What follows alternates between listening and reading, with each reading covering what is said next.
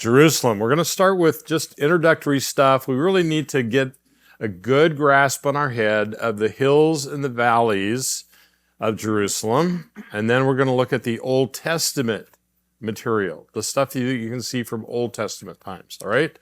Then we will jump to New Testament, and I actually have a couple different PowerPoints on New Testament Jerusalem. Big picture, Jerusalem is about 2,500 feet above sea level, and of course has a long and wonderful history, as you know. Its topographical, its historical features are difficult, if not impossible to summarize. We're going to try to do that today. But it was situated, ancient Jerusalem was situated just off the north-south ridge route, somewhat distant, 6 to 8 miles, from major east-west routes of communication. Now, you already know that. We talked about that, right? To get to Jerusalem directly from Philistia and the coast, that Sorek Valley has that mess at the end of it. The Kesalon, Sorek, Rephaim, you can't get up that way. I mean, this is all going to be on our slides in a minute. But the easiest way is the Ayalon Valley, which takes you up there to Ramah, or the Elah Valley, which takes you up to Bethlehem. Both of those are about 6 miles north or south of Jerusalem. I mean, that's strategic. You want to be able to access the coast. You want to be able to travel to the world, but you don't want to be able to access the coast. You don't want others to access you, right? You don't want the world coming to you. So it's a trade-off, and God chose where to put his city, where he wants to put his name and be worshiped. And he put it just off that ridge route, the north-south ridge route, separated by a big valley, and approachable only from the north and the south by about 6 miles, at least easily approached. So this facilitates the city's defensibility as the capital city. There, of course, is Jerusalem. By the way, I see the word Bethany under there. There's a little dot right under Jerusalem. And when I see that right now, I think, you know what, in my PowerPoints, I don't really deal with Bethany and Bethphage or Bethphage. Those cities, those little villages are very important. They're right up the Mount of Olives from Jerusalem. So forgive me, now that I see that, I don't really talk about them in my PowerPoints today, but Bethany and Bethphage or Bethphage are right up the Mount of Olives from Jerusalem. So when you read those accounts, when Jesus stayed at Bethany with Mary and Martha and Lazarus and all that stuff happened up on the Mount of Olives, right? So there's Jerusalem. We approach in the north via the Ayalon Valley. We get up to Ramah in the south. We approach in the Elah Valley, and we get up to Bethlehem. We really have a hard time, almost an impossible time, coming through the Sorek Valley because of that river system. So that makes Jerusalem defensible from the east and the west. And notice again, it's just off of our ridge route. There's a deep, deep valley that's going to separate Jerusalem from travel north-south on the ridge. Of importance to this study are the hills and valleys of Jerusalem, as well as some of the visible features. It's what I mentioned a moment ago, the visible remains that are related to Jerusalem's antiquity. So let's start with the hills and the valleys because we need to understand them in order to understand Jerusalem's life and their growth and their history as well as their defensibility. So we're going to start with something we already know. We've talked about quite a bit, the Watershed Ridge, the ridge route, that north-south spine running from Hebron up to Labona. It's where everyone's traveling in the hills, north and south. The main north-south route through the hills of Judea followed the Watershed Ridge running from the Negev up to Labona. This ridge is just west of the old city of Jerusalem. In Judges 19 and 11 to 12 is the story about, I believe it was a Benjamite, if I remember right, who, maybe it was an Ephraimite. Sorry, I don't remember. But he was in Bethlehem. That was his wife's town or his concubine's town. And they're going to leave Bethlehem, and the father-in-law keeps delaying them. And finally, they leave, but it's late in the afternoon. And so they travel north and they need to stop for the night. And the servant looks over at Jerusalem, which at that time was Jebus, and he says, why don't we turn off of the road and stay here? And the guy says, well, no, that's the Jebusites. That's a foreign town. Let's go to the next town. And they go to Gibeah of Saul, and bad things happen there. But the interesting thing about that passage is he says, why don't we turn off the road and go to Jerusalem? Because you have to turn off of the ridge to get to Jerusalem. Again, these little details. I hope that when you are reading your Bible now, these little things are going to impress you. So there's a ridge route, and Jerusalem is just off of the ridge route. Here are our hills and valleys, and on the left, on the west side, we have that watershed ridge, right? Here is the old city of Jerusalem. You can see, we'll keep watching for the walls, the current walls of the old city of Jerusalem. Here's the Temple Mount, which we'll get to in a moment. But here I want you to see the watershed ridge. The old Roman road is going right here, later Roman road, and here's this deep, deep, deep, deep, deep valley that you have to cross to get to Jerusalem. We're looking now from the southeast to the northwest, and there's the watershed ridge. Here's the deep valley that is separating us from the old city of Jerusalem. See the walls here, all right? That deep valley is the Hinnom Valley, or Gehenna. Separating Old Jerusalem from the ridge route is the Hinnom Valley. This valley runs north-south along the present western city wall. Further south, the Hinnom turns to the east, so it also forms the southern boundary of the old city. So both the western and the southern city limits, let's say, are defined by this deep, deep Hinnom Valley. This valley, of course, served as an illustration of fiery judgment in the gospel era, where the worm dies not and so forth. The Hinnom Valley in 2 Kings is where they set up images, I think, to Molech, if I remember correctly, and they would sacrifice children there. And so eventually the Jews desecrated that area. They made it the public dump, and that's where all the garbage would go, and it would burn continually, smoke and stench and fire coming up from that valley. And that's the valley that Jesus used as an illustration of the lake of fire, the final destiny of the lost, where the worm dies not and the fire is not quenched. Hell, eternal hell, is where is Gehenna. Today, there are old tombs down there and so forth. We'll talk more about it. But here's the Hinnom Valley, Gehenna, and it's defining the western side of the city as well as the southern side of the city. Okay, a little levity this morning. When Jan and I were there, we were studying at the Institute of Holy Land Studies, which is right here, Jerusalem University College. It's on what's called Mount Zion. We'll talk about that in a minute. Our accommodations were in the Scottish Presbyterian Church right across the Hinnom Valley from the Institute. And, we had I think we had breakfast, lunch, and dinner at the Institute. We're living over at the Scottish Presbyterian Church. We had classes at the Institute. And so over and over again, this is a deep valley. We had to go down the one side and up the other side, a little path they had up to the Institute. And the first time I taught geography, I said to my students, we had to go through hell every day to get to class. And their eyes got big, like my seminary professor, and just said, well, I was talking about the Hinnom Valley. We literally had to go through the Hinnom Valley to get to class every day. So, okay, that's our joke for the day.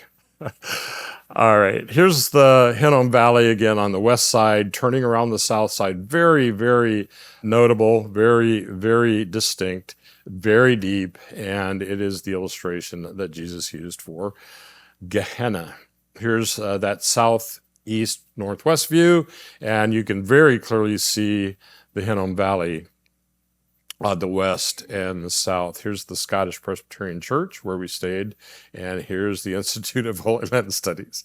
Literally, we had to go up and down through that valley every day. All right.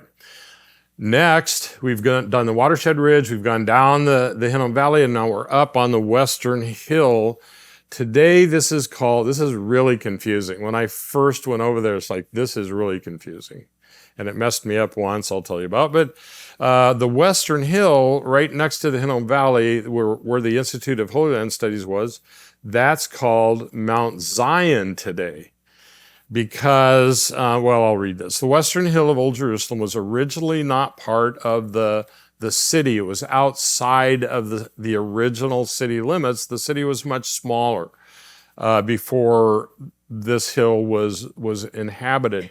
Jerusalem expanded west onto this hill from its original beginning location, probably as early as the days of Hezekiah, when the city is the capital, it's growing, people are living there, moving there. The southern end of the Western Hill stands higher than the Temple Mount. The Temple Mount is Mount Zion. True biblical Mount Zion is the Temple Mount, right? But this Western Hill at its peak is higher than the Temple Mount. And so when the Crusaders got there, there's no temple. They don't know where the Temple Mount is. They assume the temple is built on the highest hill. So they find the highest hill, which is the Western Hill. They call it Mount Zion, and unfortunately, the name Mount Zion has stuck, and so that hill today is called Mount Zion. We had a free day another time we were over there, and we decided to go to the Temple Mount, and I didn't want to walk that far for whatever reason, and so I told the cab driver to take us to Mount Zion. Guess where he went? We ended up on the wrong hill, because even today, if you say Mount Zion, that's where they'll take you. So understand, modern Mount Zion is not Mount Zion. It's the Western Hill. All right. So here is the Western Hill. The original city, which we'll see in just a minute, is Ophel here. This little hill, the thumb right here, was the original city. But as the city grew, it expanded, of course, to the west, because by then the tabernacle temple was sitting to the north. It's not going to expand north.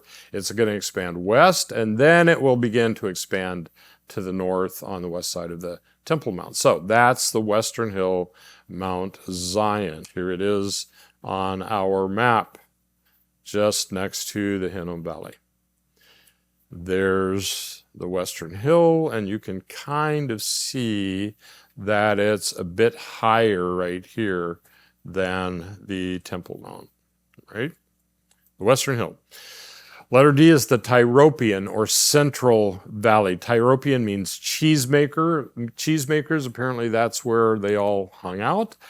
It's the Central Valley. It runs north-south right through the middle of the old city as it exists today.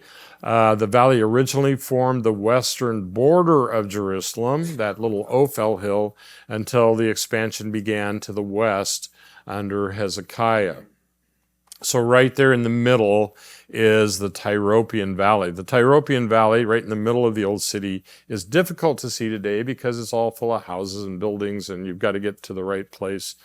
If you ever go to Jerusalem, if you ever walk up on the walls, which you can do, if you stand at the Damascus Gate, be sure to look south, because standing on top of the Damascus Gate, which is right in the middle here, as you look south, you can clearly see a depression running toward the south. That's the Tyropean Valley. Let's see if we can kind of pick it out on this map. It's actually running right there. And if you look maybe a little bit, you can see a shadow, a depression running right next to the Temple Mount there. That's the Tyropean Valley, Cheesemaker's Valley. This picture shows it pretty well. This depression right here is the Tyropean Valley, right in the middle of the city. The Transverse or Nameless Valley, the Western Hill is actually divided into a northern and southern section by a little valley that bisects it. So go back to that Western Hill next to Hinnom. It has a southern part, that high part, and then there's a northern part with a little valley in between the two. This is, we're calling the Transverse Valley. It begins near the present Joppa Gate and gradually slopes down as it drains into the Tyropean. So here's the Joppa Gate. Here's the Transverse Valley sloping down into the Tyropean and separating the western hill from a southern high point to a northern lower point.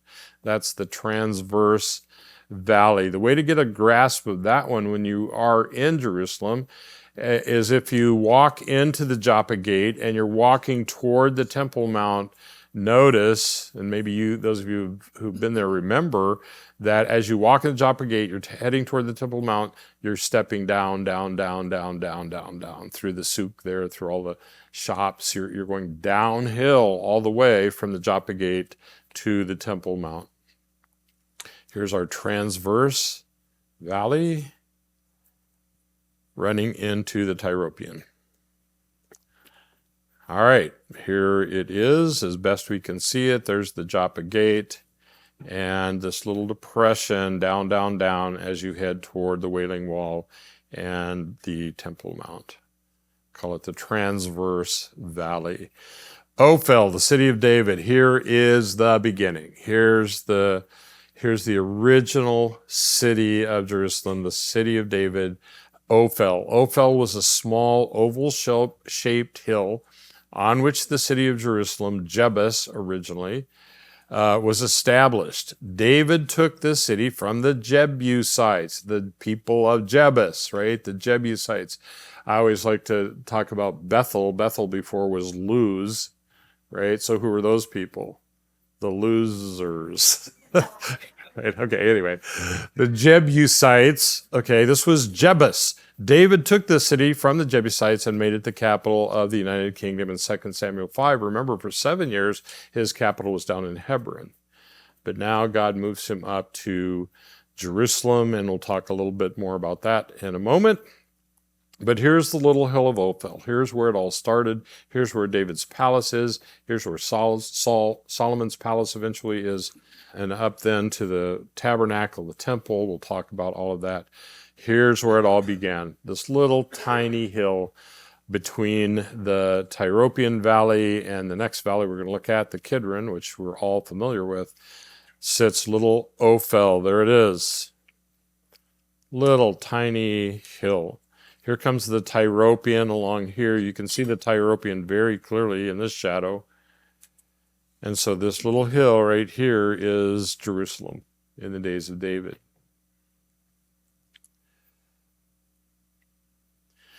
This is an artist's rendition. They put it over a picture of Jerusalem. I forget where I found this, probably online somewhere.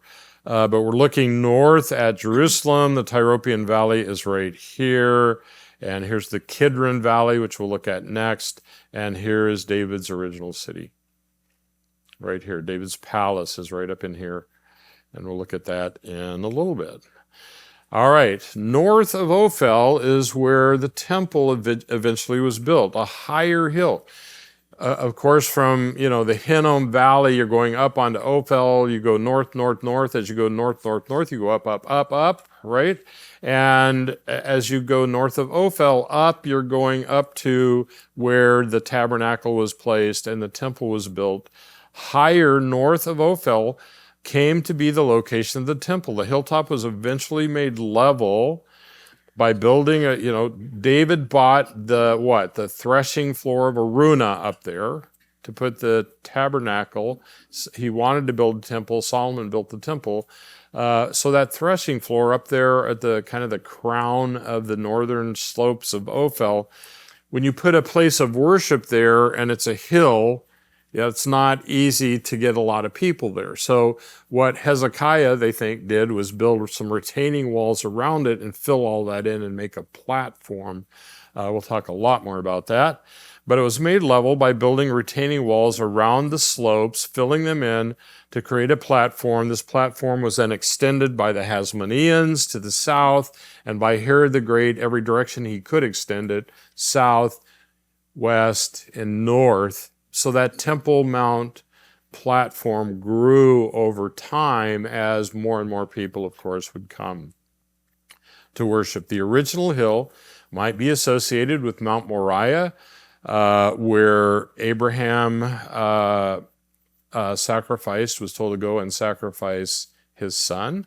and most certainly was the threshing floor of Araunah, purchased by David for building an altar and later hosting the tabernacle and eventually Solomon's temple. So Leon Rittmeyer, it was a Dutch architect who came to Israel and fell in love with the place, and just has done all kinds of studies. He's one of the websites I recommend on my list that I gave you on the first day. In any case, he has a lot of these drawings. Here's Ophel. We're heading north. Here's the highest point of the hill, and that's where the threshing floor of Araunah was. David purchased that. But you put a place of worship there, and it's a hill. How do people, come and stand and worship? So they think it was Hezekiah probably first built this first retaining wall. Later it was expanded to the south by the Hasmoneans, and then of course Herod the Great, who's got to build everything great, expands it to the south, to the west, and to the north, right? So that's the growth of the Temple Mount over time, starting in the center, expanding by Hezekiah, building the platform, expanded by the Hasmoneans, and then by Herod the Great.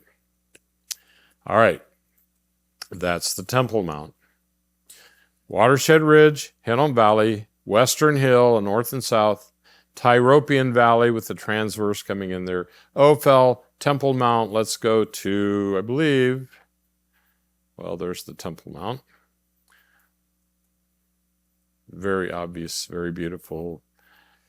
Let's go, I thought we were going to go to the Kidron, but we're not. We're going to go north of the Temple Mount to Bezetha, or St. Anne's Valley. North of the Temple Mount was another valley called Bezetha. Now it's called St. Anne's Valley, as the city eventually expanded north. It expanded west from Ophel onto the western hill. Then it started to move north. That's why I'm going to mention this now, and we'll see it later. So remember, north is where there's no big valley up there, so everyone's going to attack Jerusalem from the north. As the city expanded north, they'd have to build a wall. Then it expands more, another wall, expands more, another wall. So they talk about the third wall, the fourth wall to the north, because they had to keep building walls out to the north as the city expanded north. In any case, under the Romans, this northern valley of the Temple Mount became called Bezetha.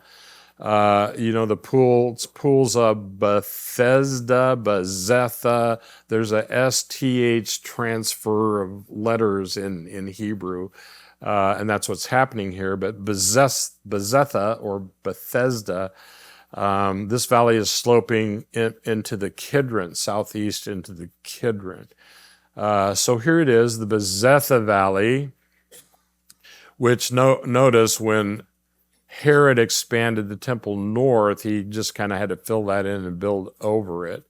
But the pools of Bethesda are still there, and there's some remnants. I mean, you can still kind of feel that valley as you walk up in that area, the Bezetha or Bethesda Valley. Here it is north of the Temple Mount, kind of buried by the Temple Mount, running into the Kidron Valley.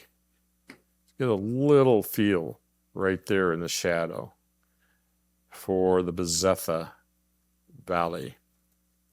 All right, let's jump to the big valley. Kidron Valley, the main valley. This is considered the major valley of Jerusalem because all other valleys empty into it. The Hinnom comes around and empties into the Kidron. The Tyropean empties down there right where the Hinnom and the Kidron meet. Of course, the Transverse is running into the Tyropean, which runs into the Kidron, and the Bezetha runs into the Kidron, and the Kidron runs all the way down to the Dead Sea region.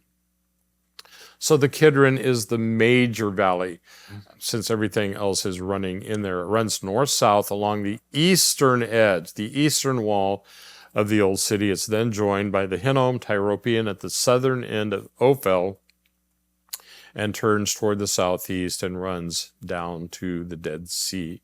The famous Kidron Valley. There it is, and it pretty much restricts the city to the east. as far as the limits are concerned. And now it turns southeast and runs down all the way down to the Dead Sea. Very clearly see the Kidron Valley, and of course mentioned quite often in the Bible because you have to cross it to get to the Mount of Olives. So let's move to the eastern ridge. We saw the western Watershed ridge. Let's move to the eastern ridge. A high ridge on the east across the Kidron Valley from the old city had three notable peaks. Let's start at the north. At the north is Mount Scopus, or Nob in the Bible. There's some question about that. I think it's where Nob was, or Nob. The northernmost hill of the ridge, situated really northeast of the old city. It's really not across from the old city. It's north, a little northeast of the old city. We'll see that on a map in just a moment. This is Mount Scopus. Scopus is the name that was given to it by the Romans. Scopus, of course, scope, view, because it's a very high hill looking down on Jerusalem. I'll talk about that in a moment. This hill may be the location of Nob, 1 Samuel 21. That's where the tabernacle was, the priests were. When David came with his men, he's fleeing from Saul. They're hungry. They had to leave before they could get any food. And the priest gave them the day-old bread from the table. And then Saul found out about that because Doeg the Edomite ratted on him. And Saul came and killed all those priests. That happened here on this mountain north of Jerusalem, if in fact that is Nob. So notice Mount Scopus here, part of this eastern ridge. It's the northernmost bump, as it were, on that ridge, north of the old city, but certainly biblical in its description, if that is in fact Nob. Here it is, a little bit off of our map.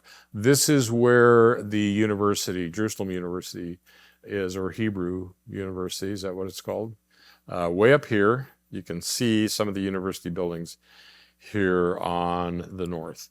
And now that we're looking at this map, I just want to say that if you ever drive up there and there's a nice viewing place, I mean, it's just a great place to look down at Jerusalem. In fact, when I think of Psalm 48. In fact, I've taken groups up there and we sing the little chorus, if you know it, from Psalm 48, the first couple of verses. Great is the Lord and greatly to be praised in the city of our God and the mountain of his holiness.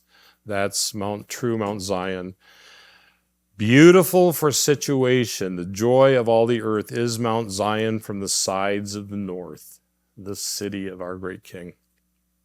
There's some debate on how to translate that verse, but I like that translation. I love that little song. Beautiful for situation is Mount Zion from the sides of the north, the city of our God. And to stand up there and look at it, it's a beautiful, beautiful place. All right, so that's Nob, or Mount Scopus. The Romans must have liked it too. That's why they called it Mount Scopus, right?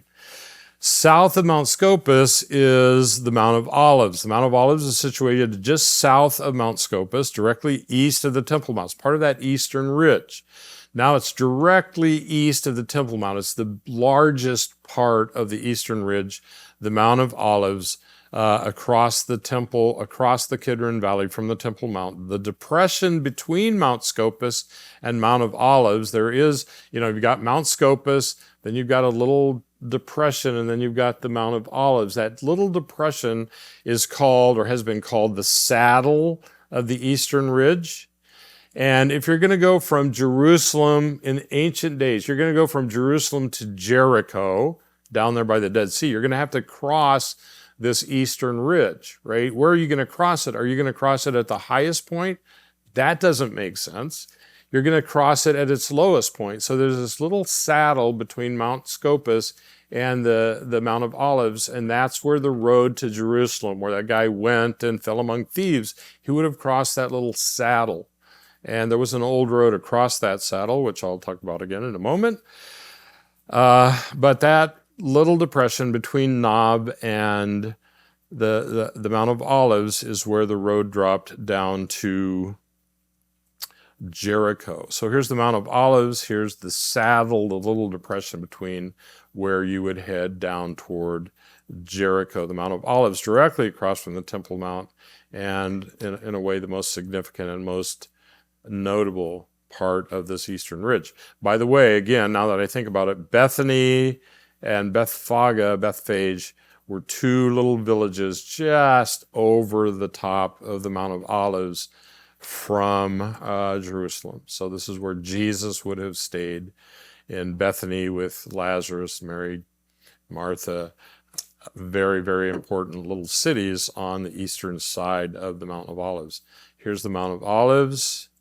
Here's the little saddle between the Mount of Olives and Mount Scopus. Here again is Mount Scopus. So here's the Mount of Olives. And here is, see if I get that stuff out of the way. Here's the saddle right here that they would have crossed. And I think maybe the last time, maybe the last two times they went to Jerusalem, we're driving to Jerusalem. I'm kind of expecting to go to the Mount of Olives and down, and see Jerusalem. I'm going over this little ridge on this old road here. And we go into this tunnel and we come out the other side and there's Jerusalem, and here's a tunnel now. See that tunnel? It's like they tunneled right under the saddle, and now you don't get this beautiful over the hill and there's Jerusalem. You go through this tunnel. It's like, well, how did that happen? It's crazy. Anyway, I mean, it makes sense. It's faster and all that kind of stuff, but it kind of ruined the effect. All right. So the Mount of Olives was certainly home to many things. The triumphal entry, it's where the Garden of Gethsemane was. I hate to downplay these. I mean, the triumphal entry, I could talk about that for an hour. The Garden of Gethsemane, this is where Jesus ascended to heaven. This is where Jesus is going to return. Zechariah's feet will touch the Mount of Olives. Wow, can't wait for that day. On the Mount of Olives, there are certain things that you probably and maybe need to see. The Church of the Ascension, the Church of All Nations, the Paternoster Church, where you can see the cave supposedly of Jesus and his disciples.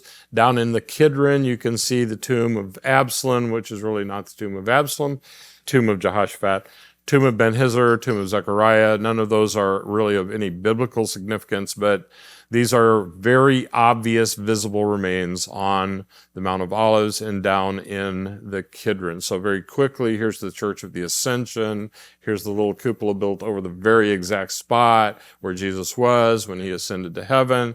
The Church of All Nations, which is something you want to visit not because of the church so much, but there is this lovely olive tree garden right outside where you can think about Jesus bringing his disciples over into the gardens, the Mount Olives, right?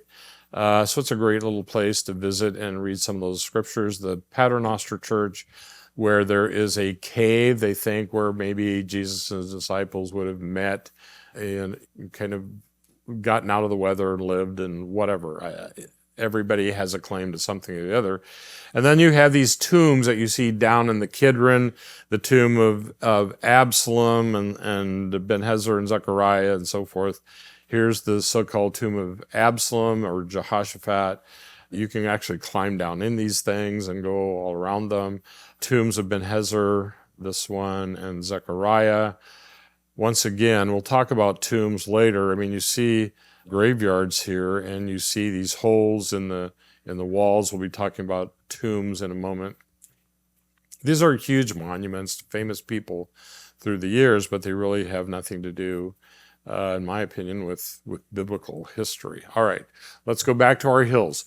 We're on the eastern ridge. We saw Mount Scopus or Nob. We saw the Mount of Olives. South of that is what's called the Hill of Offense. There's another little depression, another hill. This is called the Hill of Offense. It's south of the Mount of Olives, just east of Ophel across the Kidron. So Nob is north of the city. The Mount of Olives is just east of the Temple Mount, and now the Hill of Offense is just east of Ophel. Okay. The reason it's called the Hill of Offense is because Solomon, against the word of God, married many foreign women. And as the Lord warned, they're going to turn your heart away from the Lord. They all worship their own gods. They wanted a place to worship their gods. Solomon built a place for them to worship their gods up on this hill.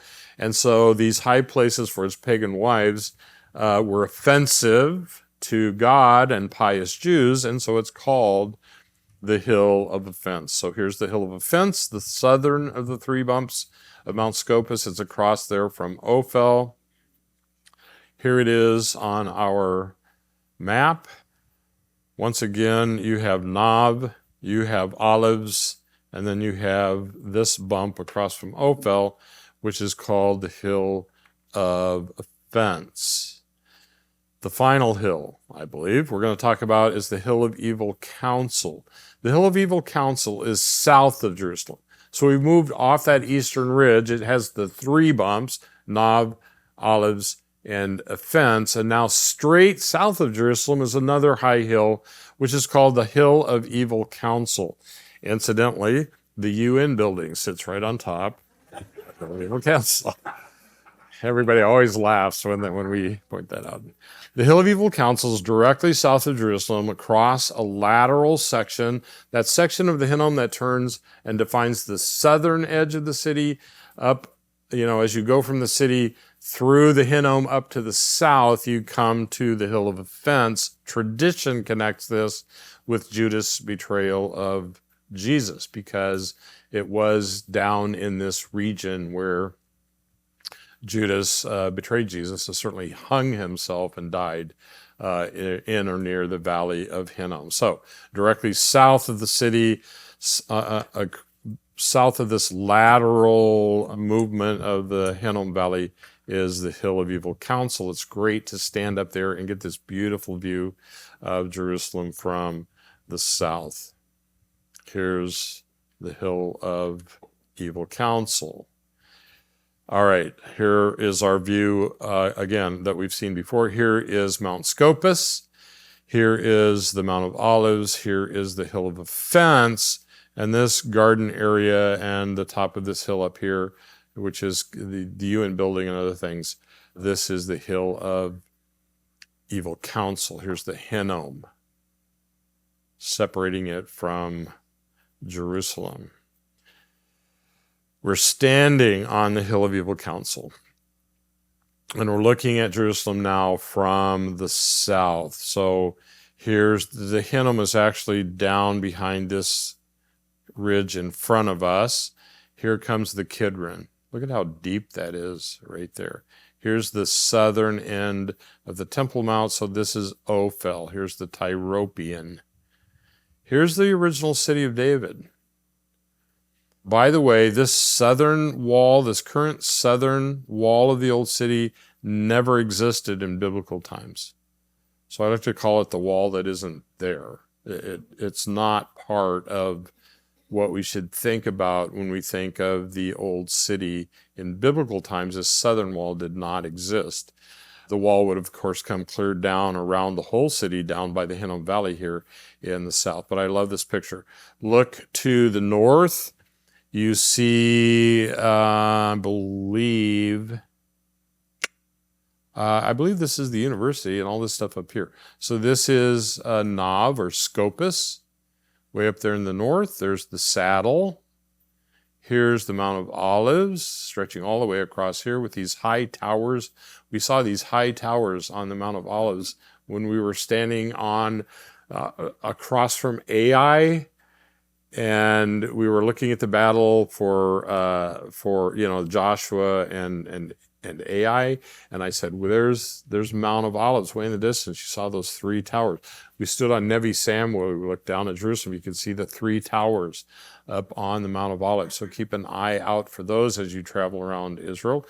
Mount Scopus or Nob, the Mount of Olives. Here's the Hill of Offense.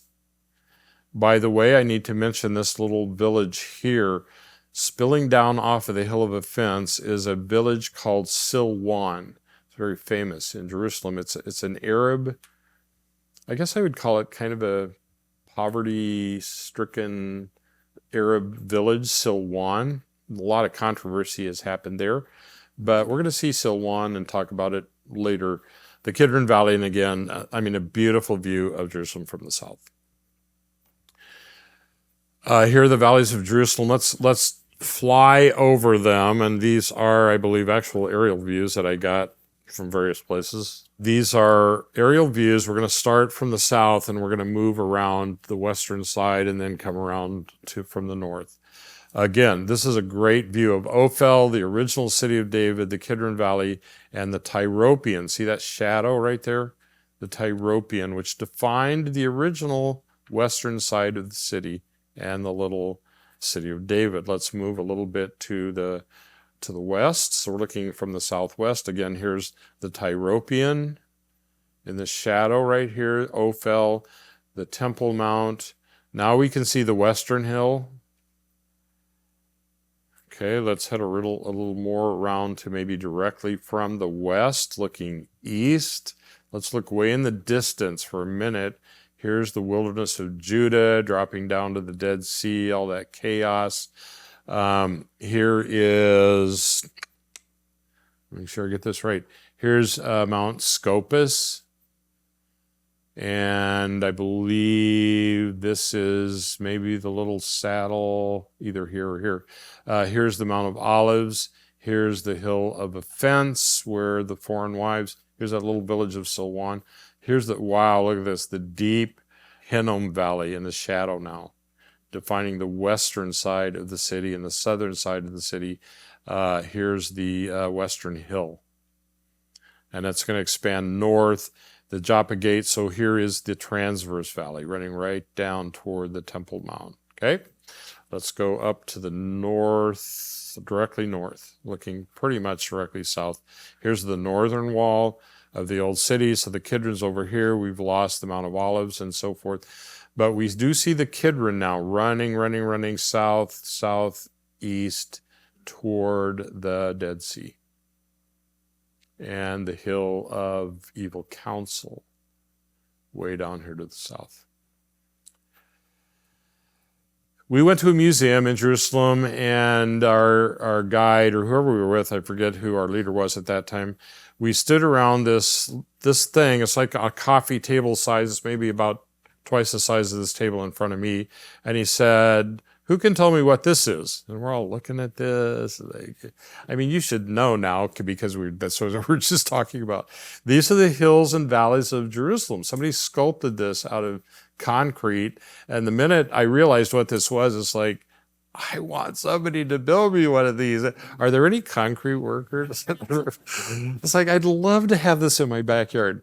All right. So here's the original city of David, the Western Ridge, the Mount of Olives and Mount Scopus and all of that. Here's the Hinnom Valley. And, well, I guess we're not going to show it. Here's the Hinnom Valley coming around the west and the south, the Tyropean right in here. Oh, right there is the Tyropean, the Kidron. And, in fact, they put Gordon's Calvary on here as well, the hill that is Gordon's Calvary. I mean, this is just a great little thing. I'd love to have that in my backyard and just sit there and look at it all day long. All right, those are the hills and valleys of Jerusalem, which leads us to the Old Testament city. Put on your Old Testament hat when you think of Jerusalem, and we're going to start at the Church of St. Peter. It's the Church of St. Peter in Gallicantu. I'm not going to say that every time. Gallicantu is like Latin for the cock crowing. It's kind of a, of course, this is the very place where Peter denied the Lord. I mean, it's crazy. They build churches everywhere. But and it's kind of an anomaly that I'm starting here because this church really has nothing to do with the Old Testament. It has more to do with some of the New Testament remains.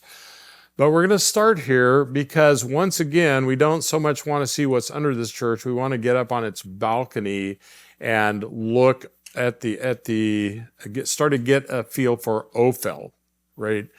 Ophel is the Old Testament city, and standing on the balcony of this church is about as close as you can get. We're technically across the Tyropean from Ophel, but we like to stand on the balcony of this church and kind of imagine that we're in David's palace looking down on Ophel.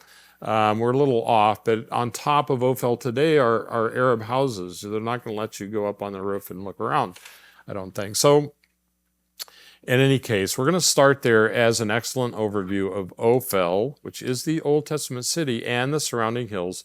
The location of the church may have New Testament connections, so we'll come back to this church when we get to the New Testament city. Here is the Church of St. Peter, I'm going to call it. It's located in our aerial view right here. Ophel is technically right here. So we're across the Tyropean, but we're up on the western hill. We're going to get a great view of Ophel and kind of a feel for the hills and valleys around us if we imagine ourselves in Old Testament times. Here's the Church of St. Peter, and you can see now why standing on the balcony here is going to give us a great feel for Ophel and everything around about. So it's a beautiful, beautiful church, but here's the balcony we want to get on, if they'll let us. And here's what we're going to see. We look toward the Temple Mount. Here's the south wall that shouldn't be there. The Dome of the Rock is where the temple, approximately where the temple may have been. We'll get into that discussion a little bit. But we can clearly see the Mount of Olives over there. All right, let's turn, I believe, to the right a little bit. We're losing the Temple Mount. Definitely looking now at one of the towers up on the Mount of Olives, Church of the Ascension. So there's the Mount of Olives. The Kidron is, of course, running down in here. Here's the Hill of Offense. You can always tell where that is because it has this crown of trees. On top of it, here's that village of Silwan that I mentioned, spilling down from the Hill of Offense. Let's turn a little bit. So Ophel is right here. I mean, this is where David lived. This is where he had his palace up in here. Solomon built his palace farther up closer to the Temple Mount.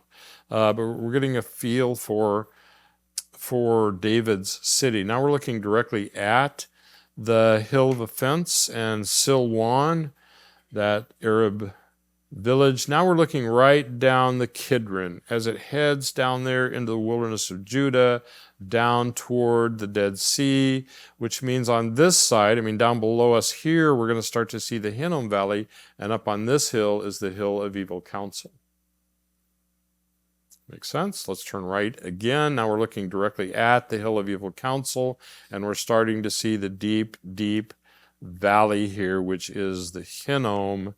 And you look down in the Hinnom Valley and you're going to see tombs, which we'll talk about in a moment. And it's just really fun, by the way, if you have a free day, to go down in the Hinnom Valley and walk around down in there. And we'll talk about that some more later.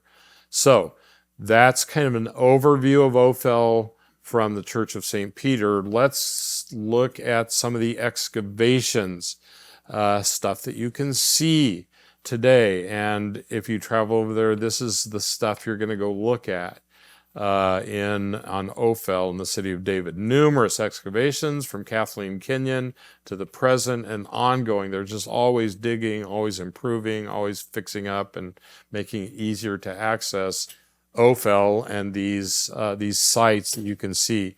There is a retaining wall and a glacis that probably on top of that was David's citadel. What do we mean? This is on the edge of Ophel. This is on the eastern edge of Ophel. As it slopes down into the Kidron Valley, there's this glacis. Remember in Caesarea, I showed you the Turkish fortress. I showed you a dry moat. I showed you a slanted wall that made the city more defensible. The moat didn't have water in it, but the slanted wall was what made the city defensible. That's a glacis. So we're going to see this slanted stone wall, which probably was both defensive, because it'd be hard to get up, as well as retaining wall for David's palace area up above. So we're going to see that retaining wall and glacis, probably the location near the location of David's citadel. And by the way, those of you who've been there more recently than I, if there are corrections or certainties or something you want to throw in here, please feel free. There's the four-room house of Ahiel.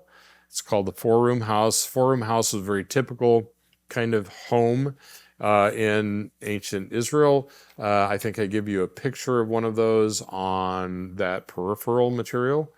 There's a burnt chamber from the destruction of the Babylonians in 586, as well as what's called a boule room. Boule were little chunks of clay that were used when you seal a scroll. You put that chunk of clay on there and you impress it with a seal and you sealed the scroll. Of course, all the scrolls were burned, but they found the boule and they found some of them actually stamped. One of them had the stamp of the king's scribe. He's mentioned in Jeremiah, and they found his seal with his name on it from the Bible. It's just an amazing thing. You can read about it, talk about it when you're there. But they found a boule room with something like 50 some of these seals in there, dating to the time of Hezekiah and the destruction by Nebuchadnezzar. Other early walls and gates, Iron Age, Middle Bronze, way back to the time probably of the Jebusites, when the Jebus was the city that David took over. All of this stuff. There's so much to see, not to mention the water system, which we'll get to in a minute. So I've just put a rectangle here. I've called it Ophel Excavations. And these are things that you will, in fact, take time to see. Everybody goes there, and you need to go there when you go to Jerusalem. Those Ophel excavations are right in here. And here's Ophel. This whole thing here is Ophel. Let's hop on this road right about up here, and let's take a shot south and look down from our bus, our parking lot, whatever, down into the Kidron Valley and the Ophel excavations. Here they are. The glacis is going to be right in here. David's citadel was probably up where these Arab... Wouldn't it be amazing to live in this house right here? It's like, wow. Anyway, and these are all the excavations. We're dropping down into the Kidron Valley. If David's house is up here, I mean, now you get an idea. And it's not a fun story to think about, but David walks out on his roof one day, and he looks down on a roof and sees a woman bathing. Well, look at this. I mean, we're going to look at Silwan in a minute, and you look down on roofs. I mean, that story now makes perfect sense. Let's go down to these excavations. Here are some of the retaining walls that they've discovered. Here's the glacis. And David's citadel, his palace area, probably was up in here somewhere. And here are all the remains of the 4-room house and the burnt room and all that kind of thing. Let's look at those more closely. 4-room house, believe it or not, is right here. We don't have time to explain everything. We're looking down into some of those excavations and homes. This is the house of the boule from the north, where they found the seal impresses and so forth. This is the burnt chamber. I mean, it doesn't look like much now, but you see the ruins, and they are explainable, and they are worth seeing. This house was burned in Nebuchadnezzar's invasion in 586. I mean, that's amazing to think about. This is when Daniel was carried captive. They found spearheads and arrowheads from both the Babylonians and the Israelis, the Jews, in all of these ruins. A desperate fight for the capital when Jerusalem fell to Nebuchadnezzar, 586.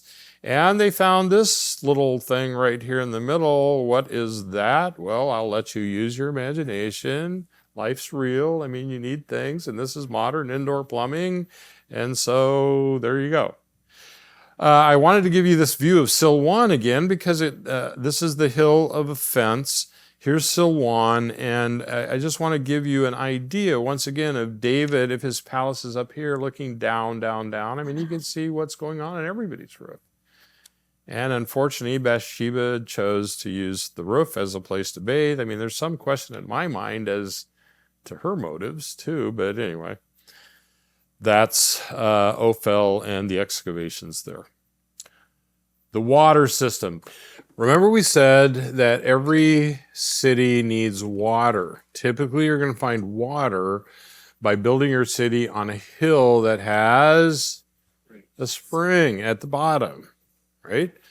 And there is a spring at the base of Ophel. the Gihon spring, and that provides water for Old Testament Jerusalem. At various times, the pool was accessed and defended by ancient towers that they built there. If you have the spring, you want to hide it so your enemy can't find it, or if they know where it is, you're going to build towers, and the wall very close to it so that you can defend it. You've got to have water, so you need to defend your spring and access it somehow inside the city up on the hill, though it is outside the city down on the valley floor. Here is the Gihon spring. The Gihon spring is still there. It's still gushing out of the Mount of Olives. Cool, clear, beautiful, cold water. And it's certainly something that they have explored greatly. Remember, I showed you at Megiddo. The spring's down here. The city's up here. So you do what? Dig, dig, dig, dig, dig, dig. And then you drop a shaft down, tunnel over to get the water in there. And you're going to send your wife and your daughter down the stairs into that hole as far as you can get. They're going to drop their buckets down a shaft where you've diverted the water through a little tunnel to get to the bottom of that shaft. And now you can access the water from inside the city. They discovered, in fact, Warren discovered the shaft down the original, the first shaft probably, down to the Gihon spring. So they had found the builders of the original city, found the spring. They tunneled into the city underneath the walls as far as they wanted, as far as they needed to drop a shaft down where they could get down to the water. Warren found the shaft and the little tunnel out to the spring. Some have associated this shaft with the record of 2 Samuel 5. Remember how David defeated the city. They couldn't get in. So one of his guys said, well, I can get in. And he climbed the shaft and got in the city and opened the gates and let them in, unlocked the front door and said, come on in. It could very well be this water shaft. Of course, people have tried to climb it to see if that's possible, and some have had a difficult time, so that, well, this couldn't possibly be the thing. But, I mean, we don't know for certain, but it seems very likely to me that somehow this guy figured out how to get up this water shaft. In any case, Warren discovered that. So the original tunnel, here's the spring outside the city. The original little tunnel would have to be this long, however long that is. I'm going to say 15, 20 feet, if I remember, as we walk through there. And then here's a shaft inside the city down to the water that's running in this little tunnel. This big, long tunnel didn't exist yet. Old Testament times, up till Hezekiah, it was just the spring, the little tunnel to Warren's shaft. We're climbing now down into the water system. Here's the shaft that goes straight down to a tiny, smaller tunnel. Kind of remember this picture if you can. We're looking down the shaft to this light, and this light is very near the tunnel that's going to head out to the Gihon Spring. Later, we're going to be down at the bottom of this and see where that light is that was shining up to the top of Warren's shaft. These are some of the towers that they've discovered nearby the Gihon Spring, that over time different towers would be built to defend that spring, because you don't want your enemy to capture the spring or you're going to lose the city. In Hezekiah's day, I mean, remember what's happening to little Ophel in Hezekiah's day. The city's growing. So they're expanding onto the western hill. And now we have more people, which means we need more water. And in fact, there's big lines at the shaft where everybody's trying to get water. So what if we dig a tunnel and down to the southern end of the city, everything's running south, right? Down toward the Hinnom, Tyropean, Kidron intersection down there. What if we can dig a big long, we can cut, not dig, but chisel out in the rock a big long tunnel down toward the southern end of the city and build a pool down there so he can fill the pool with water from the Gihon spring, and people can just all come and line up around the pool and get their water. So Hezekiah dug or chiseled out, his men chiseled out this amazing tunnel to move water from the Gihon spring to a lower reservoir in the southern part of the city called later the Pool of Siloam. And that now we're getting to New Testament names, and of course that's important to the days of Jesus. So here's what's called Hezekiah's tunnel, this long winding tunnel that empties into a pool way down here at the southern end of the city, which is the Pool of Siloam. Now the Byzantines dug down and found a bit of this tunnel and stuff, and they called this the Pool of Siloam. I'm going to call that the upper pool, but the lower pool is probably the original Pool of Siloam and certainly became the New Testament Pool of Siloam. When you go through, and you can actually walk through, and if you have time, I highly recommend it. Done it a few times. I did it once in January. Talk about cold water. And deep water, because January is the rainy season. But in any case, you can walk through Hezekiah's tunnel. It's very, very fun. It's very enjoyable.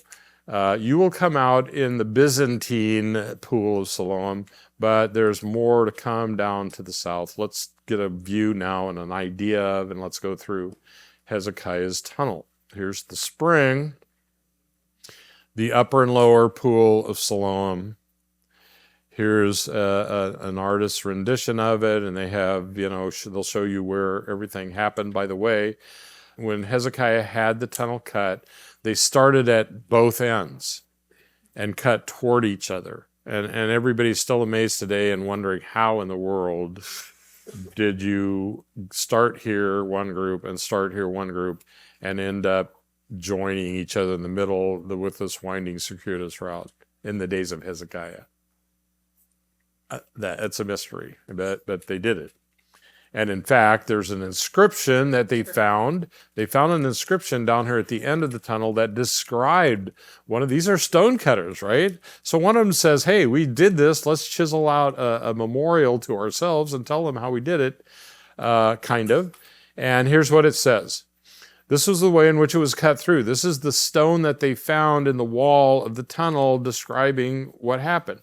Here's the way in which it was cut through, and there's a lacuna. A lacuna is where the stone is broken and there's missing words, okay? But it was cut through. While we were still, let's say, chopping with axes, each man toward his fellow, while there were still 3 cubits to be cut through, there was heard the voice of a man calling to his fellow. So they could hear each other. They're getting close to each other, 3 cubits apart, depending on which cubit you're using. But they're within, let's say, a yard of each other or so, or 2. They could hear each other's voices because there was an overlap or a crack in the rock on the right. And when the tunnel was driven through, the quarrymen hewed the rock, each man toward his fellow, axe against axe, and the water flowed from the spring toward the reservoir for 1,200 cubits.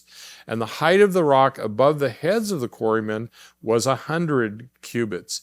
Now, actually, the height above your head varies. There are a couple places where they cut a little ways, they decided, no, we need to turn here. It's just interesting to walk through there. But that's a description of the tunnel. So we're going to walk down to the Gihon spring, down these steps. We're looking back at the steps. The spring actually gushes out from below the steps. And let me back up. So when we get to the bottom of the steps, we're in the original short little tunnel that would take water into Warren's shaft, right? It just started with a short little tunnel to get us far enough to Warren's shaft. Let's turn around.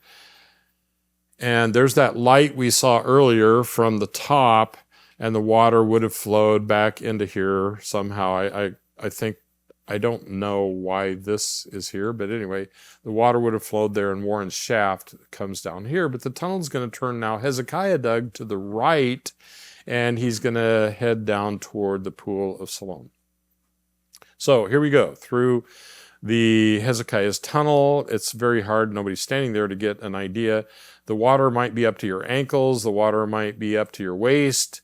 various levels of water as you go through it because the floor is going up and down, and the rainy season is going to be deeper than other times. So I've seen pictures of people with water up to their armpits in here. It's the highest I've ever been is up to about my waist. But in any case, here it goes, winding along, water gushing all the time. Think of this as the days of Hezekiah. They're cutting this. It's just incredible. Here are some guys standing here. This is, I think, the highest place. I mean, they kind of got off. They're cutting too much rock out. They need to go lower. But there are places where you can't even begin to reach the top, and other places where you have to crouch down a bit to get through it. Here's where they met, apparently. These guys were very ambitious and digging a big tunnel, and these guys were doing their best to keep it as small as possible. And here's where they met, somewhere in the middle. Here's where the inscription was. They chopped it out eventually and put it in the museum. And here's the way the inscription looks. Now there's that break where you lose some of the words and can't read it. And finally, you see light, literally, at the end of the tunnel. And when you come out, you are in the Byzantine Pool of Siloam. This is what, for years and years, they take tourists here. And this is the Pool of Siloam, and you'd go up. Remember, everything's we're down 30 feet or so below the surface. But notice when we're going to go up and out of the Byzantine era Pool of Siloam, notice there's still another little dark hole here, and it's actually going to continue on down to a lower pool. I'll talk about that in a moment. We're looking back down the steps. This is where we came out of Hezekiah's tunnel. So let's talk about the pool. The upper pool that we just came out of has Byzantine connections. The lower pool is an older reservoir, Isaiah 22, Nehemiah 2. An old reservoir where the water would flow and be preserved, fed by the Gihon spring and the channel, beautifully stepped in New Testament times. Of course, Herod makes everything that's just everyday ho-hum, a pool, a reservoir for water. Herod's got to make that beautiful and gorgeous and a place to bask in Roman technology and so forth. And so a beautiful stepped pool in New Testament times, first excavated in 2004 to 6 is when they discovered the New Testament lower. It's when they excavated it actually. And here are the upper and lower pools. Actually, the lower pool, they knew where it was. Okay, so back when my wife and I were there with the Institute of Holy Land Studies, we went through Hezekiah's tunnel. You get to the end, you come out the Byzantine thing, and they walked us down a little further down the hill, and they showed us this stone wall, and there's plants growing here and scrub brush, and I don't know what all was in there. And notice it's a depression. And this is back in 1980. They said, this probably is the final reservoir, the Pool of Siloam, but there's a guy who owns this that won't sell it, and nobody can dig there. And so we can't do anything with this because the guy won't let anyone have this property. We want it, but he won't sell it to us. Well, eventually, by 2004 or 6, he died, or his kids or somebody sold it off, and they began to dig, and sure enough, they discovered the stepped Pool of Siloam, the beautiful, beautiful Pool of Siloam. They may have even done more with it now, since this picture was when I was there and took pictures of it after they discovered it, but they knew where it was. They just didn't have the rights to find it. So the pool, the tunnel actually flowed all the way down to this lower pool, and this would be the Pool of Siloam in Jesus' day. All right. Next to Hezekiah's tunnel is another carved channel. You are able, if you have the time and ability, to maybe get in there and walk through parts of it. But in any case, this perhaps was a channel, or maybe even two channels, that were perhaps earlier than Hezekiah's tunnel, not so much for bringing water into the city and preserving it, but for watering the gardens down in the Kidron Valley. You need food, you need to grow food. These are called the King's Gardens down in the Kidron Valley. And in order to get Gihon spring water down there, they apparently dug some channels. They built little windows all along this tunnel that they could put rocks in so the water would flow down, or they could pull the rocks out and the water would flow out into the Kidron and water the king's garden, the depths of the Kidrons, mentioned in 2 Kings 25, Nehemiah 3. And so I've called it the Siloam Channel, this broken line here, kind of outside the city. There may actually be two other, besides one, there may be two other channels here to water the king's garden. So remember, we walked down to Warren Shaft and the Gihon Spring, but notice this door here. See if they'll let you go through that, because there's another rock cut channel here that I'm calling the Siloam Channel. And this is a very difficult picture to describe, but we're walking outside the edge of Ophel, the eastern edge of Ophel. The Kidron Valley's behind us, and you see these rocks, and there's, if you look closely back in here, there's a hole through the rock out here, and then there's another hole through the rock here, a hole through the rock here. Let me see if I can get you a picture. I mean, you can see a channel was cut here. And you see these little window things along the way. These are weird pictures, I realize. But again, the water would be flowing in here. You could stuff a rock in here and the water would head on down south, or you could pull the rock out and the water would flow down into the Kidron Valley. This is what they think was an irrigation system that watered the king's garden. Here it's kind of broken away, and you can see where this other older channel may have been, and all of that is still running down to and near that depression where the Pool of Siloam was. All right, that's the water system.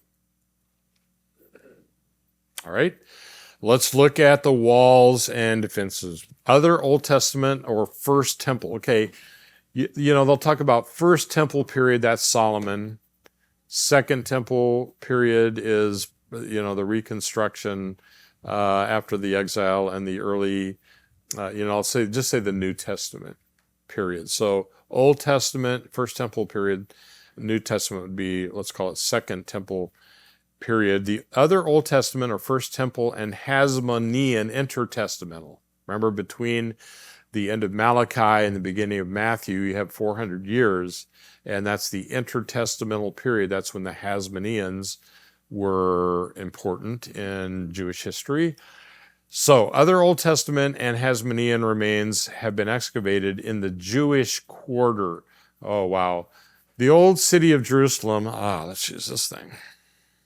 All right, this is going to be a rough sketch.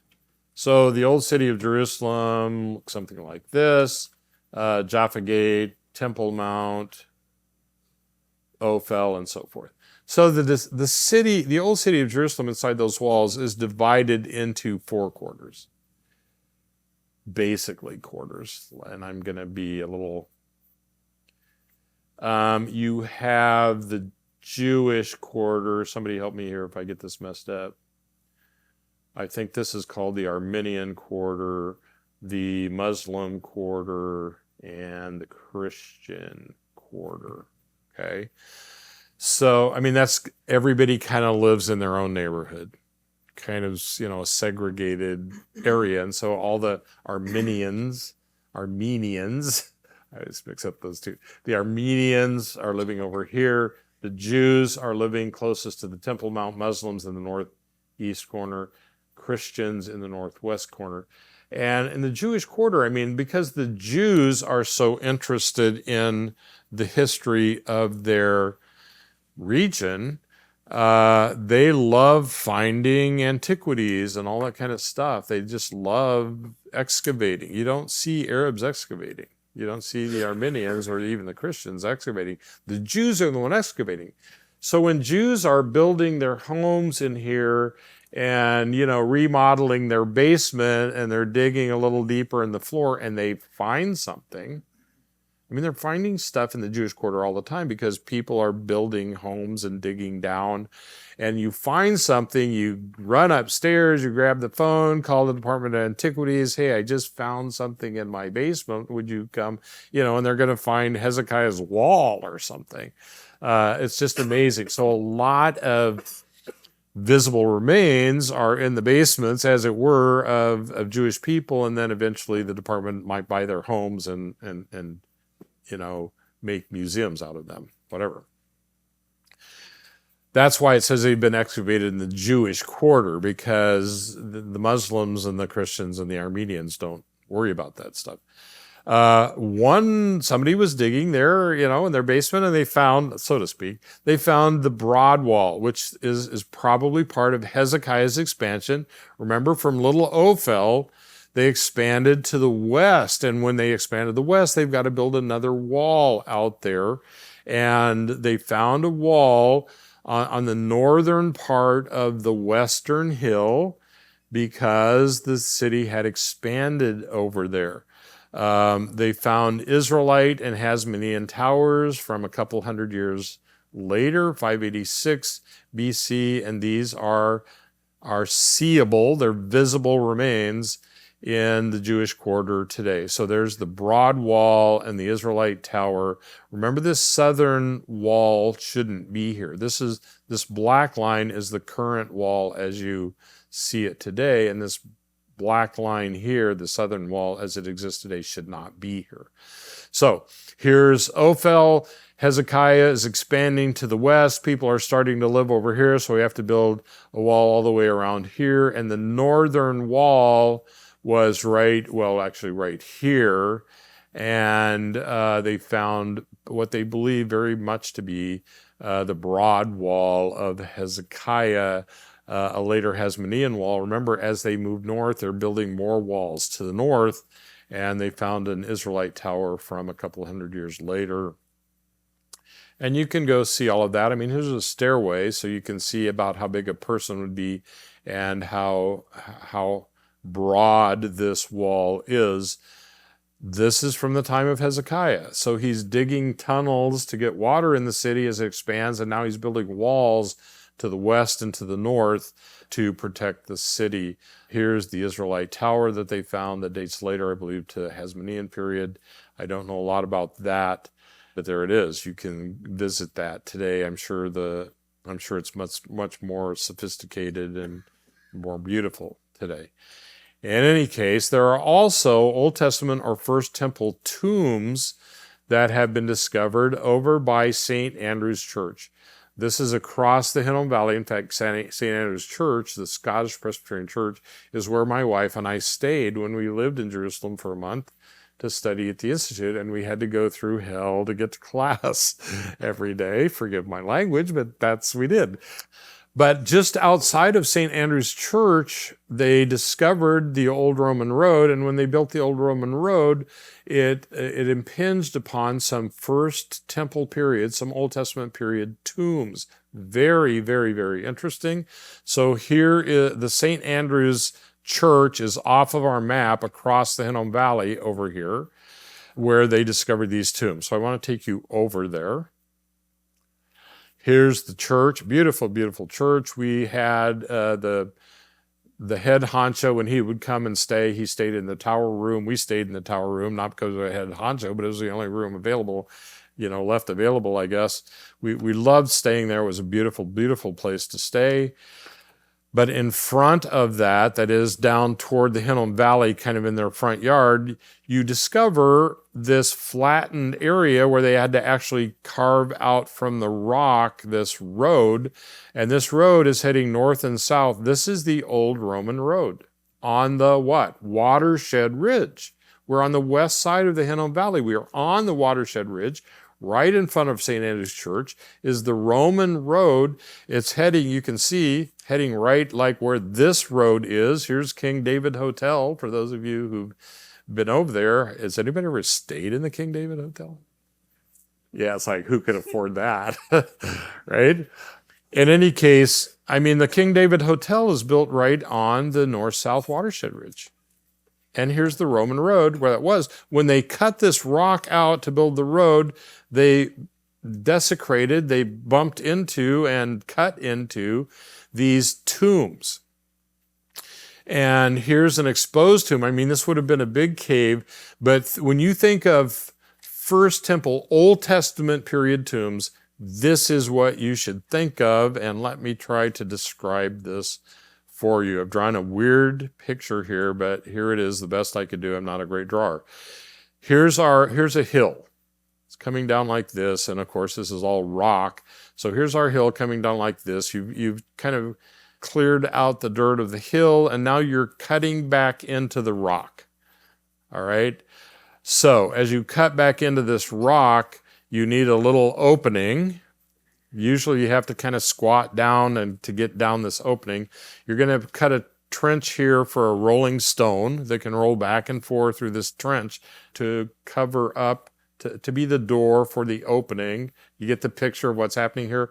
You step down a couple steps, and now you're standing in a carved out area, just high enough for you to stand in there. And on both sides of you, about the height of this table, maybe a little lower, are these ledges that you've carved out, these flattened areas where you can lay a body.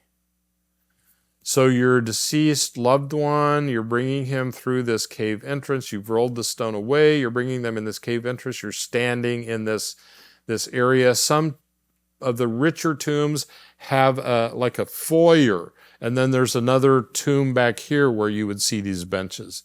But I've brought us right into the burial spot.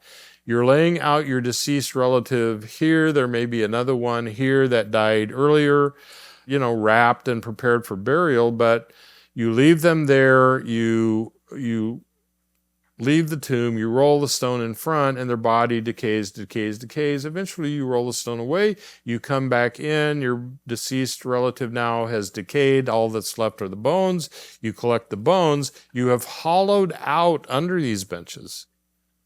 You've hollowed out the area under these benches, and you throw the bones down in the repository under the benches, and now the next person that dies can be laid out there. It's a reusable tomb. It's just really an interesting system. And so they find these tombs, they find bones down in the repository. There are some who say, when David was gathered to his fathers, that indicates the throwing of the bones in with dad and grandpa and great-grandpa.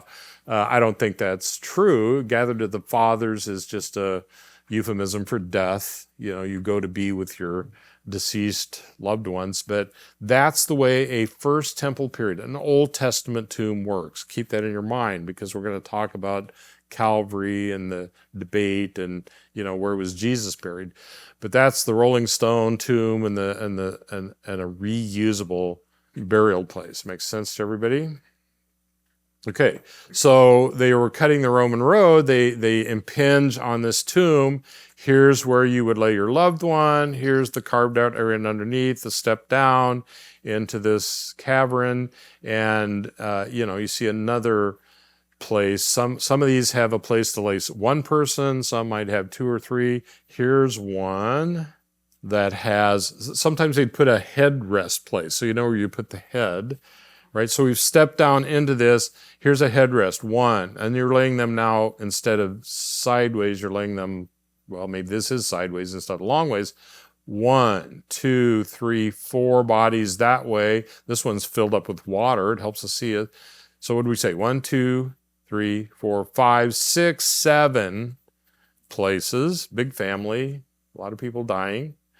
And then here's this whole area under here is carved out, and the bones would be thrown under there, and now you're ready to use this tomb over and over again. First Temple period, Old Testament kind of burial tomb. When you walk, I said, walk down on a free day in the Hinnom Valley, and this shocked me when we saw this. There's a cemetery down there. Here's a modern burial. Somebody had just died, and here's their sarcophagus. But here are these old ancient tombs, just all over the Hinnom Valley. Here's you walk in here, where you lay your loved ones, and you look at these, and you're looking in there, and we looked in one, and here's a rolling stone. Talk about, man, it's like, I want to climb down there. I want to pull that out of there and put it in my suitcase and take it home. Of course, it's way too big. I mean, this one's not terribly big, but, and of course, I'd probably get in trouble for that one. But, that's the way tombs worked. Isn't that interesting? That's fascinating to me. They knew how to carve rock. Joseph was a carpenter, probably more a mason. Stone masonry over there is like what? Mail delivery here or whatever. It's just something a lot of people easily can do. All right. So thinking about First Temple period tombs that we just discussed, let's jump up to a place called Saint Etienne or Ecole Biblique. It's a Catholic, I believe, friary, monastery kind of place that does biblical studies. And if you can get the permission, you talk to them ahead of time, you can get a friar to meet you at the door and let you in, and they will show you some first century tombs on their property. It's a First Temple burial complex. Remember, First Temple is Old Testament times. It's in this Catholic monastery. And I say see garden tomb below because let me show it to you on the map. It's way up here now in the north. We were down here in the south at St. Andrew's Church, but these are all over the place. I showed you some down in the Hinnom Valley, right? Now we're way up on the northern side of the city. Here's St. Etienne and the monastery up there. And there's an alley next to it, and right on the other side of that alley is what's called Gordon's Calvary and the Garden Tomb. It's my suspicion, if not more than a suspicion, that the Garden Tomb that you see today, where you go to visit the possible tomb of Jesus, is part of the same complex. I mean, there's just a little alleyway between that and Saint Etienne monastery. So I think the Garden Tomb today is part of the same complex. And for better or worse, forgive me if you have a different opinion, and I could be wrong, you could be right, but I think the Garden Tomb and Saint Etienne, this is all First Temple Old Testament tombs. All right, so when we get into the Jesus tomb debate, is it at the Gordon's Calvary or is it down here at the Church of the Sepulchre? As much as I want it to be at Gordon's Calvary in this beautiful garden, I think that tomb is too old. It's part of an Old Testament tomb complex. Forgive me if you disagree, that's fine. I could be wrong, but that's my suspicion. So we've gotten a nice friar to let us in. He's showing us around the monastery. And these are rich people's tombs. Now this is, where you have the foyer, you have different rooms that you enter into with the benches along the side, beautifully carved, ornate, decorations. They make it very much like home. Somebody wrote an article once, At Home in Death, and they talk about the size of these rooms would be like a 4-room house, and, they tried to make it feel like home, so to speak. Here are the benches that we just kind of saw where you're laying the bodies out, it's hollowed out underneath, and there are actually bones in this one. There are bones down there of, the deceased relatives for years and years and years. Once the body decays, you throw the bones in the repository.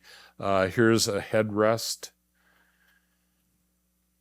kind of a more ornate. You can tell this is wealthy people. It's not just a horseshoe shape, it's a beautifully configured headrest for their loved one as their body lays there and decays. And this one has broken, right? This is a broken one. So the body would have laid up here, the top is broken off, this would be the repository underneath. Keep this one in mind when we look at the Jesus tomb in the Garden of Gethsemane, because it looks very similar to this. In any case, that, I believe, is the Old Testament city. Let's go to the New Testament and Jerusalem. Remember our temple expansion over time, the growth of the Temple Mount over time. Let's see if I have, the circles here. So it all starts, here's Ophel, up the hill, up the hill, up the hill. It's by the high point of the hill here. It's not the highest hill around because the western hill is higher, but it's the highest hill connected to the city as you go north, up, up, up, up, up. Here's Araunah. He's up there threshing wheat on this rock that's sticking out of the ground at the top of this, this particular part of the hill. And David says, the Lord wants me to buy this property from you. And Araunah says, hey, if the Lord wants it, you want it for a temple, you're the king, you can have it. And David says, no, I'm not going to, do this at no expense. And he pays for the threshing floor of Araunah. And this is where the tabernacle is eventually put. And the temple is going to eventually be built. Well, if you have a temple, remember in Hezekiah's day, the population is swelling. And so Hezekiah says, well, it's hard to worship on this rugged hill. And now we actually have a temple building. Let's build a retaining wall. Let's fill it up with dirt. And now we have a platform. Makes sense? So Hezekiah builds some retaining walls. We have a platform. They think it's Hezekiah first. And we have a platform for the temple. The Hasmoneans felt that wasn't big enough. They were going to expand. There's Hezekiah's initial retaining wall. The Hasmoneans are going to expand in intertestamental period to the south. They're going to add a few feet, yards, to the southern end of the Temple Mount. And then Herod the Great, of course, the Great has to do everything great. He's going to add to the south. He's going to add to the west. He's going to add to the north. In fact, he's going to cross the Bezetha Valley and have to fill all that in and kind of bury part of it. In fact, he's going to have to cut through the rock of the Bezetha Valley on the north side in order to make this flat on top.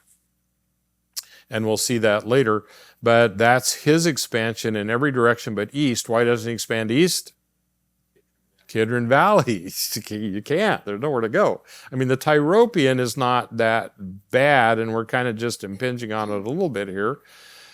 But in any case, he has to expand every direction, but he cannot expand east. So let's try to get a feel for all of that as we look at the New Testament city. And basically what we're going to do is kind of focus, first of all, around the Temple Mount. We're going to start on the western side. We're going to move to the southern side, move to the eastern side, move to the northern side.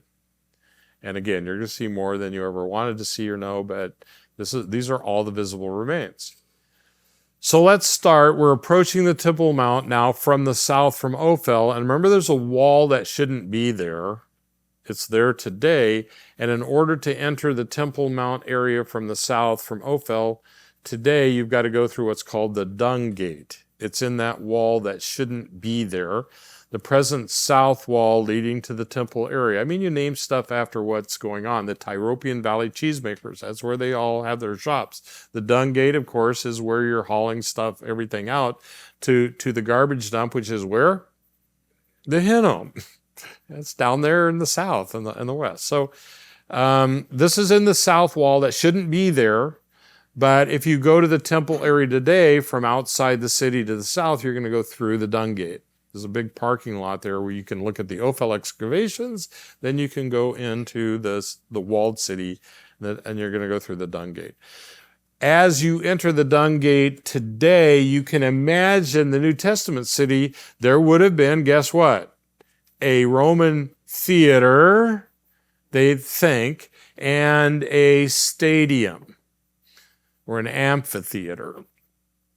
Near the Dung Gate, under excavation, these would be, of course, as we know, for Roman entertainment, the theater for plays and music and all that stuff, and then the stadium for athletic contests and those kinds of things. Football games, baseball games, soccer, or so forth, whatever the Romans did. In our map, here's the Dung Gate, and remember that wall shouldn't be there.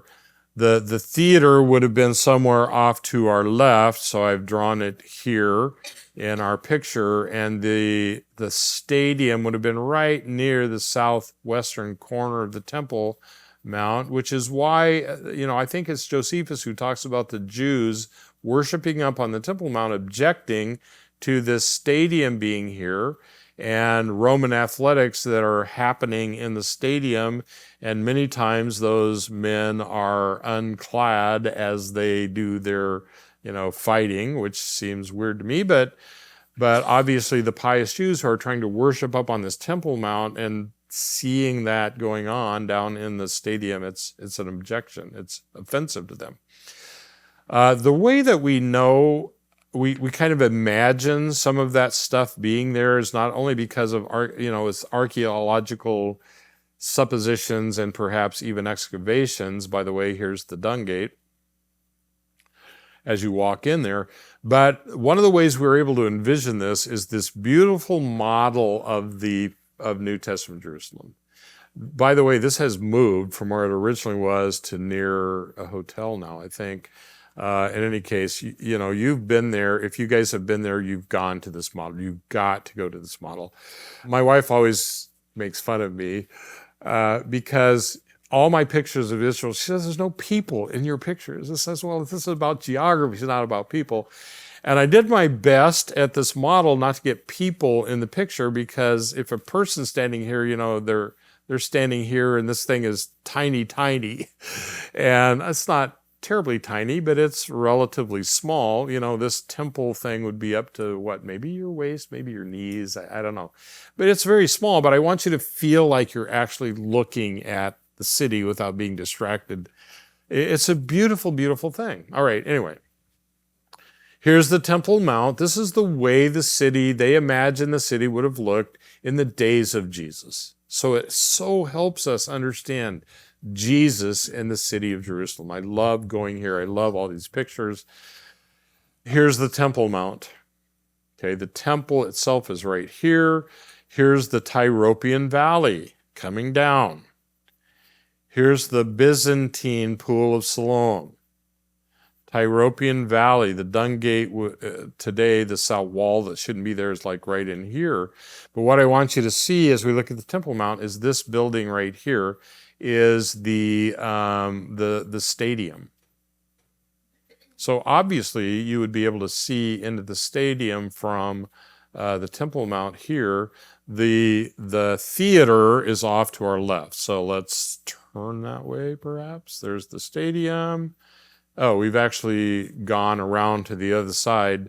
We were looking up this way and we could see the stadium. Here's the theater on the other side of the Tyropean Valley. By the way, here's benches, so you kind of get an idea of how the ratio of this thing. Beautiful stadium, a beautiful theater. This is the Roman city in Jesus' day. Here's a close-up of the stadium and a close-up of the theater. We've seen so many of those, right? All right, let's get to the Temple Mount itself and some of the remains that they have discovered there.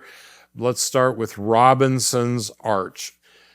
Usually these names, Robinson, these are the archaeologists, explorers who discovered them. So they get to name them, right? Robinson's Arch. This is a remnant of access to the Temple Mount in Jesus' day, in New Testament times, from the Tyropean Valley. How do you get from the deep Tyropean Valley up into the Temple Mount? Well, if you want to enter the southwestern side, they discovered a little chunk of an arch and then dug down and found some other arches heading the other way that indicate that there was a stairway and a bridge, a little kind of bridge into the Temple Mount from way down in the Tyropean Valley. So Robinson's Arch is going to be right here on the wall, and they have reconstructed then from that, theorized a stairway coming up the Tyropean, up, and across into the southwest corner of the Temple Mount. This would be for public access to the temple from the Tyropean Valley as you come up the Tyropean, all right? This is the way the model has framed that stairway. We're in the Tyropean Valley here, up, turn to the right, across, into the Temple Mount. And here's Robinson's Arch, and the only part of it they found is a little piece right here that indicates all of this. All right.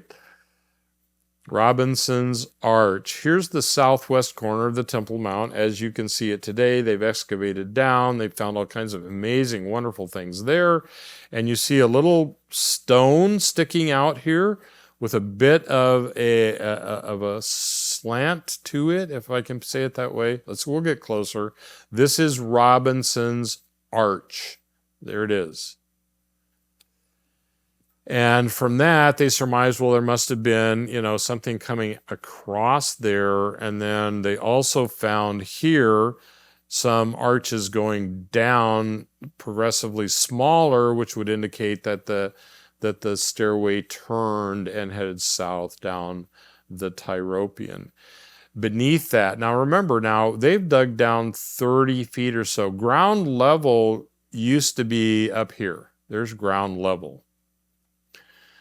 So once the Jews had Jerusalem in 67, they didn't have this before 67, but after the 67 war, now they have Jerusalem.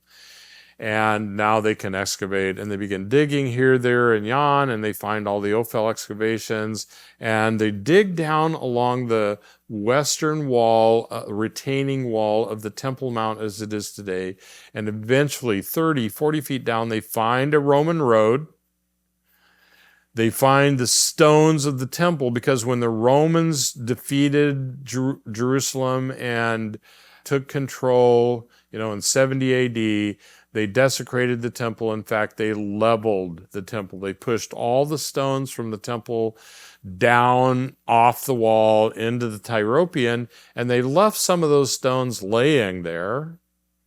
Now the Temple Mount's just bare. Nothing's left. Everything's been shoved off the sides. Here are some of the stones still laying there. Here are the broken parts of the Roman road that they left. And here's the way they've reconstructed the Roman road and kind of fixed it up. Here are those arches that indicate that things are heading, the stairway is moving toward the south, down the Tyropean. Here's the southwestern corner. Again, they've left some of the stones that have fallen so that you could see them. They discovered this interesting stone, which obviously was, let's say, a railing, maybe the top stone of the temple, and the corner, the top, it's obviously a corner.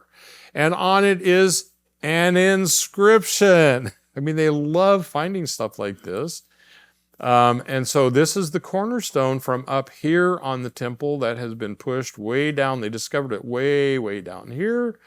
And it's from the corner, and it says the place, or to the place, the house of the trumpeting.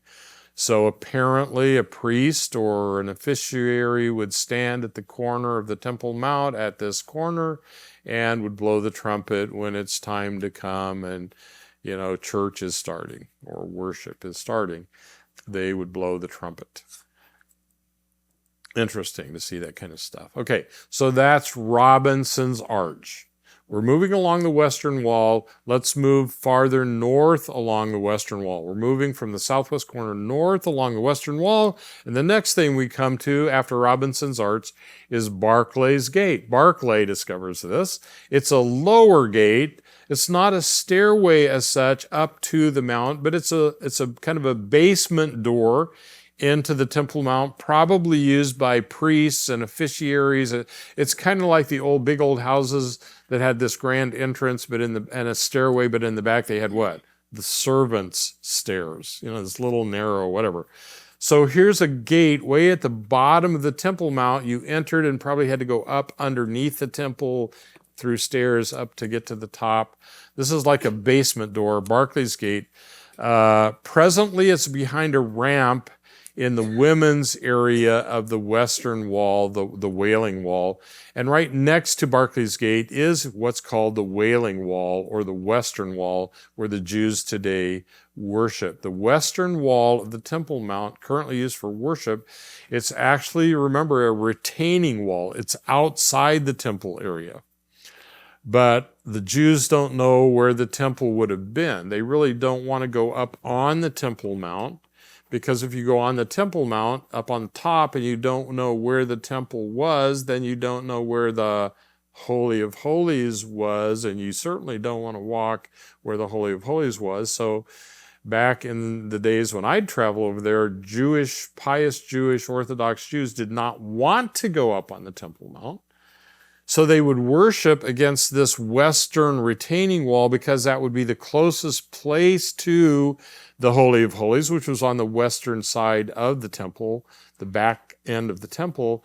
And this is as close as they can get with knowing that they're not actually, impinging on the Holy of Holies. Does that make sense to you? So they're worshiping against the retaining wall. So you've got Robinson's Arch, you've got Barclay's Gate, which is in the women's part of the Wailing Wall, and then on the down from the men's part, you've got another arch. It's called Wilson's Arch, the remnant of a bridge or an aqueduct or something that went across the Tyropean Valley over toward the western hill of the city. All right, and I'll show you all of this. Here's the model. So here was Robinson's Arch. Barclay's Gate is back behind it. I'll show you that in a minute. Here's the current Wailing Wall is right here. And by the way, ground level today, again, they've excavated down here, but ground level today is about right here. So when you see people worshiping in the Wailing Wall, they're standing up here worshiping against the wall. And Barclay's Gate is behind this stairway. The Wailing Wall is right here, and this is Wilson's Arch. You can just walk under Wilson's Arch. Ground level again today is like about right here. But they do see this arch, and that has to do with probably this bridge or something going across the Tyropean Valley, maybe a northern wall going across the Tyropean Valley, intersecting the Temple Mount. Here's our map. And here is Barclay's Gate, Robinson's Arch, Barclay's Gate, then the Wailing Wall or the Western Wall, and Wilson's Arch. We're moving along the western wall, retaining wall of the Temple Mount. Here's our model. Here's Barclay's Gate. I guess there are some stairs coming up, but again, it's kind of a basement entrance, maybe a back entrance for the priests or something. Here's the current Wailing Wall, and then Wilson's Arch is going to be underneath this bridge or northern wall or whatever it is coming out of the temple. Later, we're going to see, this is Barclay's Gate. Later, we're going to see a twin to Barclay's Gate right down here, and we'll give it a name in just a minute. All right. Let's jump down to ground level. We're now approaching the Wailing Wall. Here's the Wailing Wall, the western wall, the retaining wall. There's Wilson's Arch that I said you're just kind of walking into the top of it. This is the men's worship area. The women's worship area is here. And the Barclay's Gate is going to be back over here. We need to get over to the women's area. This is looking down at the Wailing Wall. Men are over here, the women are over here. There's a ramp going up to the Temple Mount today that if you go to the Temple Mount, this is where you're going to go. But underneath this ramp, right about here, they discovered a gate, a lower gate, which they're calling here Barclay. Barclay discovered it, a lower gate into the temple area. So let's go into the ladies' area. Let's get around where we can see this. And here's that ramp, and here are some ladies going into the bottom of that ramp. I have no idea what's in there, but what I want you to see is this huge stone right here, and these little stones right here, because they say, this looks like, I don't know if this is the right word, the lintel, I get that's on the bottom, isn't it? The top of a door, what would you call that? Some lintel, okay, the top lintel, a huge stone that would be the lintel of a door, and then they blocked up the door with these little stones. But this is Barclay's Gate. This would have been a way that perhaps the priests and others would have accessed. And there's going to be a twin of this on further down the temple. All right, that's Barclay's Gate. This then is the Wailing Wall, this whole thing with the women's area, the men's area. This is going to be Wilson's Arch. Let's look at this worship for a while. You've seen pictures of this. Men are standing here praying. They're bobbing like this. There's a psalm, I forget which one it says. I mean, there's various reasons why they say guys are praying and reading the Torah like this. They're going like this, weaving back and forth. But there's a psalm that says, even my bones praise you. And some say that's why they're doing this. You'll notice in these cracks, as you've heard many times, people are cramming prayers in there. People are sending prayers from America for people to cram into the cracks here in the Western Wall. Praying. I've stood there on Shabbat. I've listened to the rabbis reading to their students. I remember them reading, I should know this, I should have looked it up, the one psalm where every verse ends with, his mercy endures forever, his mercy endures forever, his mercy endures forever. I've heard them reading that. It's just this beautiful, repetitious chant. And then you hear them reading the Psalms in Hebrew, of course. The Messiah is the king, the Messiah is coming, the Messiah will rule. We pray for the coming of the Messiah. And here are these Jewish people praying for the coming of the Messiah, little realizing that he's already been there once. And he's coming again. It's a moving place to be, and you need to go there and stand there and watch them and hear them and respectfully think about what they're saying and reading. This is Wilson's Arch. So you see this one, another one, which indicates that there probably was some kind of a bridge, maybe a wall, some say an aqueduct, that crossed the Tyropean Valley, a higher arch, a lower arch, lower, moving across the valley to the west. That's called Wilson's Arch. They, back in the years, excavated back under this arch, and you could go back in there a ways, and Jews would go in there and pray, because the farther north you get, they think the farther closer to the temple you would have been. Eventually, they started to dig farther. Now they have tunneled all the way along the western wall, coming clear out up on the Via Dolorosa. Very controversial. The Arabs screamed bloody murder. They're digging under Arab homes. They actually broke into somebody's basement once by mistake, and they had to make reparations. And I mean, it was hugely controversial, but I remember the first time I got to go through that western tunnel. Many of you have been through it and seen all those excavations, and they find more gates, and they find more interesting things as they dug down all the way to the northern end of the western retaining wall. So you walk in where these guys are under Wilson's Arch, and you see, more of the arches that would have supported the bridge or the wall going across. And back in the day when I was doing this, you saw another door down here. It's like, man, I wish I could go through that. Well, eventually you could. They dug back all the way to the other end of the retaining wall. But again, Jews are wanting to worship farther north because that would have been closer to where the temple would have been. You can look down under these arches to see. Remember, we're just in the top of the arch. The Roman road would have been 30 feet down below this. So again, if you want to walk where Jesus walked, it's down. You have to look down there. We're walking through the top of the arch, and the Roman road, of course, and the Tyropean's way down below it. Okay, that was Wilson's Arch. Let's go to Warren's Gate. Warren's Gate is going to be the twin of Barclay's Gate that we saw earlier. And we're going to start to walk into the excavation tunnel in order to see that, right? Warren's Gate is a twin to Barclay's Gate that we saw.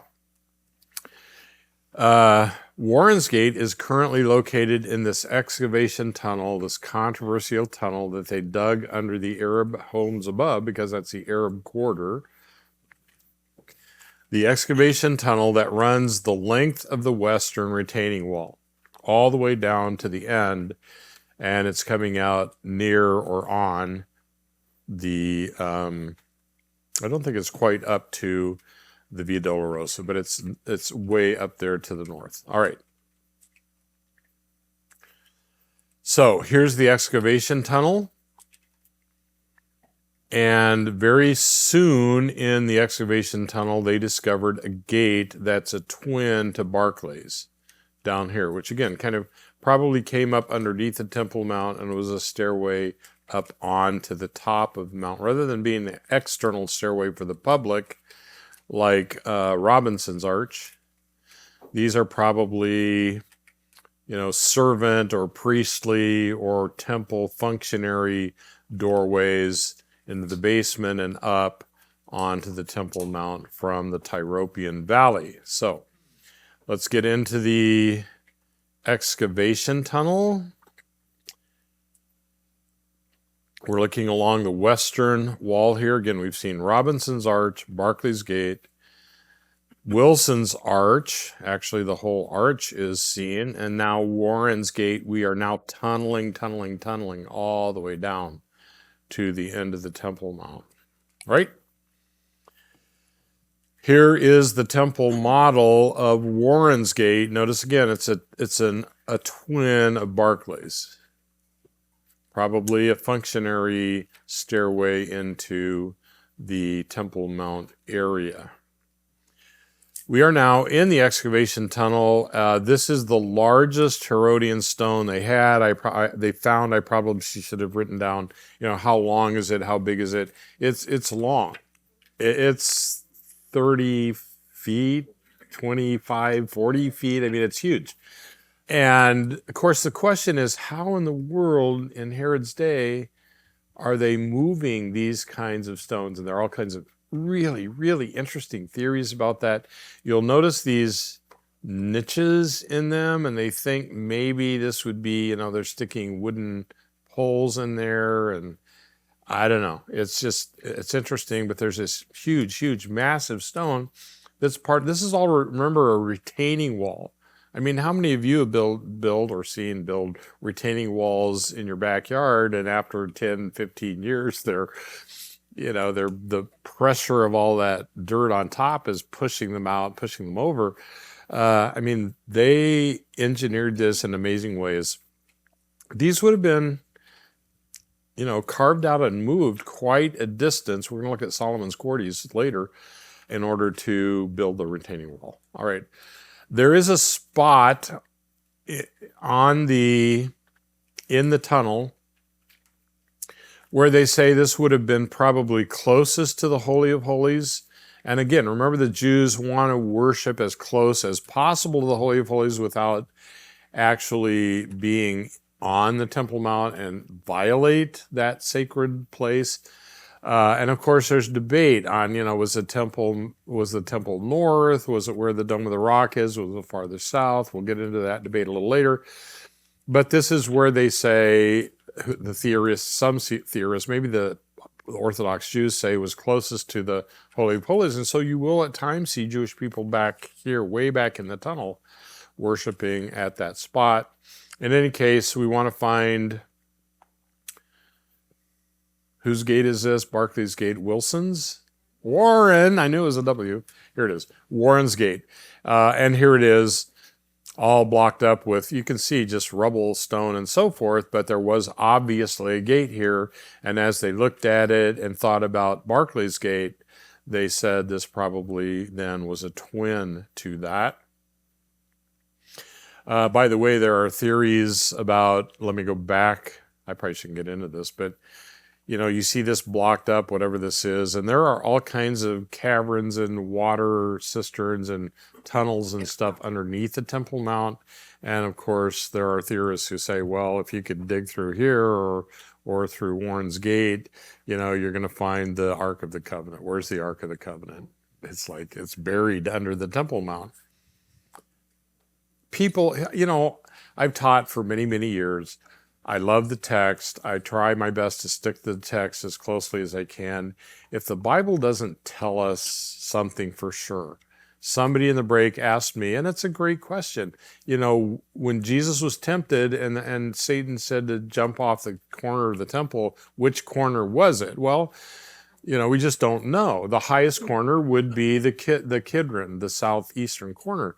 But being a teacher and loving facts that I know from the scripture, I'm not going to theorize where the Ark of the Covenant is or all that kind of stuff. If the Bible doesn't tell us, I'm not going to worry about it.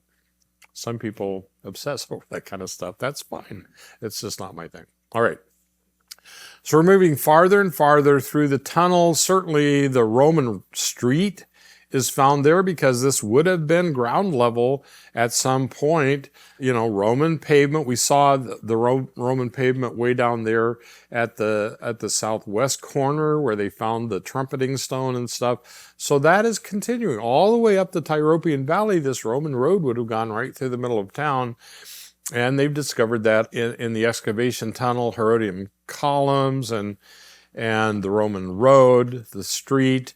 Eventually, as they dug back and so forth, they discovered that there was, and notice how the ground, you know, we've crossed, as it were, the Bezetha Valley, which is buried by Herod's extension to the north. We've kind of crossed the Bezetha Valley, and now they're having to dig, even back in Herod's day, to make that Roman road, they had to chisel through stone to make that level to get out here to the other end. But anyway, the excavators found a large moat. Okay, which side do you need to defend Jerusalem from the most? The north, right? So first wall, second wall, third wall, fourth wall. And now north of the Temple Mount, you really want to defend the temple. And so they found the beginnings of a moat here. And they found a pool, a Strethian pool, a reservoir of some kind for water. You want to retain water. I don't know all of that history. I'm not terribly worried about the details of that history, but let's go on down the tunnel and see where now they have to eventually start chiseling out the rock. In fact, you find they're no longer, at one point, they're no longer laying stone, but they are chiseling the margins on the stone to look like they laid the stone, to make it all look the same. Here's that pool that they discovered, which was probably a part of the moat. In any case, we just did the western wall, the western retaining wall of the temple. Let's see if we can review it in my head and get it right. Robinson's Arch, Barclay's Gate, Wilson's Arch, Warren's Gate. Then you're getting, remember, closer and closer to where the temple, Holy of Holies, would have been. Eventually the Roman road and the moat and all of that kind of stuff. We've done the western wall, right? So let's move around to the south, the southern wall of the Temple Mount. Ready? Approach and southern wall of the Temple Mount. Let's start with what are called the Hulda gates. In today's visible remains, you are going to see a double gate, and I'll talk about that in a minute. Then you're going to see a triple gate, and then you're going to see a single gate. All right, so let's do the double gate. The double gate is part of what I would call, they are called the Hulda gates, which probably are remnants of Second Temple or New Testament gates leading up from Ophel up onto the temple. We saw the access up the Tyropean Valley, but if you're coming from Ophel straight up toward the Temple Mount, you're going to run into, the temple wall, the retaining wall. So how do you get up there? Well, they're going to cut gates down there, and then they're going to build ramps that continue on up to get to the temple platform. And those gates were called the Hulda gates. There were two of them. Now the first one is called the double gate, accessed by steps and a ramp from Ophel up to the top of the Temple Mount. And then what now is called the triple gate, because you see three doorways, probably originally was another double gate, like the first one we'll see, a twin to the double gate. And then you can see remnants on that south wall of a single gate, a later gate, a little tiny gate, not related to Scripture. You can see a little remnant of it. We're not going to worry about it. We'll see it. But think of the double gate and the triple gate, and the triple gate should be a double gate, a twin to the other one. You're coming up from Ophel, you hit the retaining wall of the temple. You still need to get up to the Temple Mount, so they cut these gates there, and there are ramps that go on up till you get to the top of the Temple Mount. These are the Hulda gates. That's what we really want to get an idea of. So here we come from Ophel up, and we run into the retaining wall of the temple. Remember, Herod extended that way down here to the south. And here are our two gates, the double gate and now the triple gate, but they probably were twins. I'm going to say, one is an up ramp and one is a down ramp. You have so many people. Maybe they made one if you're going up and another one for if you're going down. Notice our southern wall that shouldn't be here. Notice that gate that the wall that shouldn't be here turns right here and intersects the retaining wall. And unfortunately, that wall that shouldn't be there intersects right in the middle of the double gate. So we can only see one little cornice of the lintel of the double gate. But let's take a look at this approach. I mean, this is a way probably masses and masses of people would have been coming. And the feast days, you have thousands and thousands of people coming to worship. Many of them would be coming up from the south and entering the Temple Mount. This is probably the main entrance. The main way to get into the temple is from Ophel and up through these double gates. Here's our model. Here are the twin double gates. And these would be ramps because the ground level is at the top of these lines. So a ramp up, entering onto the Temple Mount, up, or down, entering onto the Temple Mount from these double gates. All right? Makes sense? Double gates and the ramps. Here's the way the model has shown them. Here's the western wall that we just did. Let's go to the southern wall, and you just begin to see the Hulda gates. These double gates. One set, let's say, is a ramp up to the temple floor, which is right here. Another one is down, out back to Ophel. But you have these Hulda gates leading up and down to the temple through these ramps. Here's the way everything on the south wall looks today. Here's the wall that shouldn't be here. Here's the one that bumps into the first double gate. And by the way, as we look at this from the top, remember the gate is below ground level. So you're going to have a ramp up that's going to have to come out somewhere. And right in front of the Al-Aqsa Mosque is going to be a stairway, and you're going to see, something going down.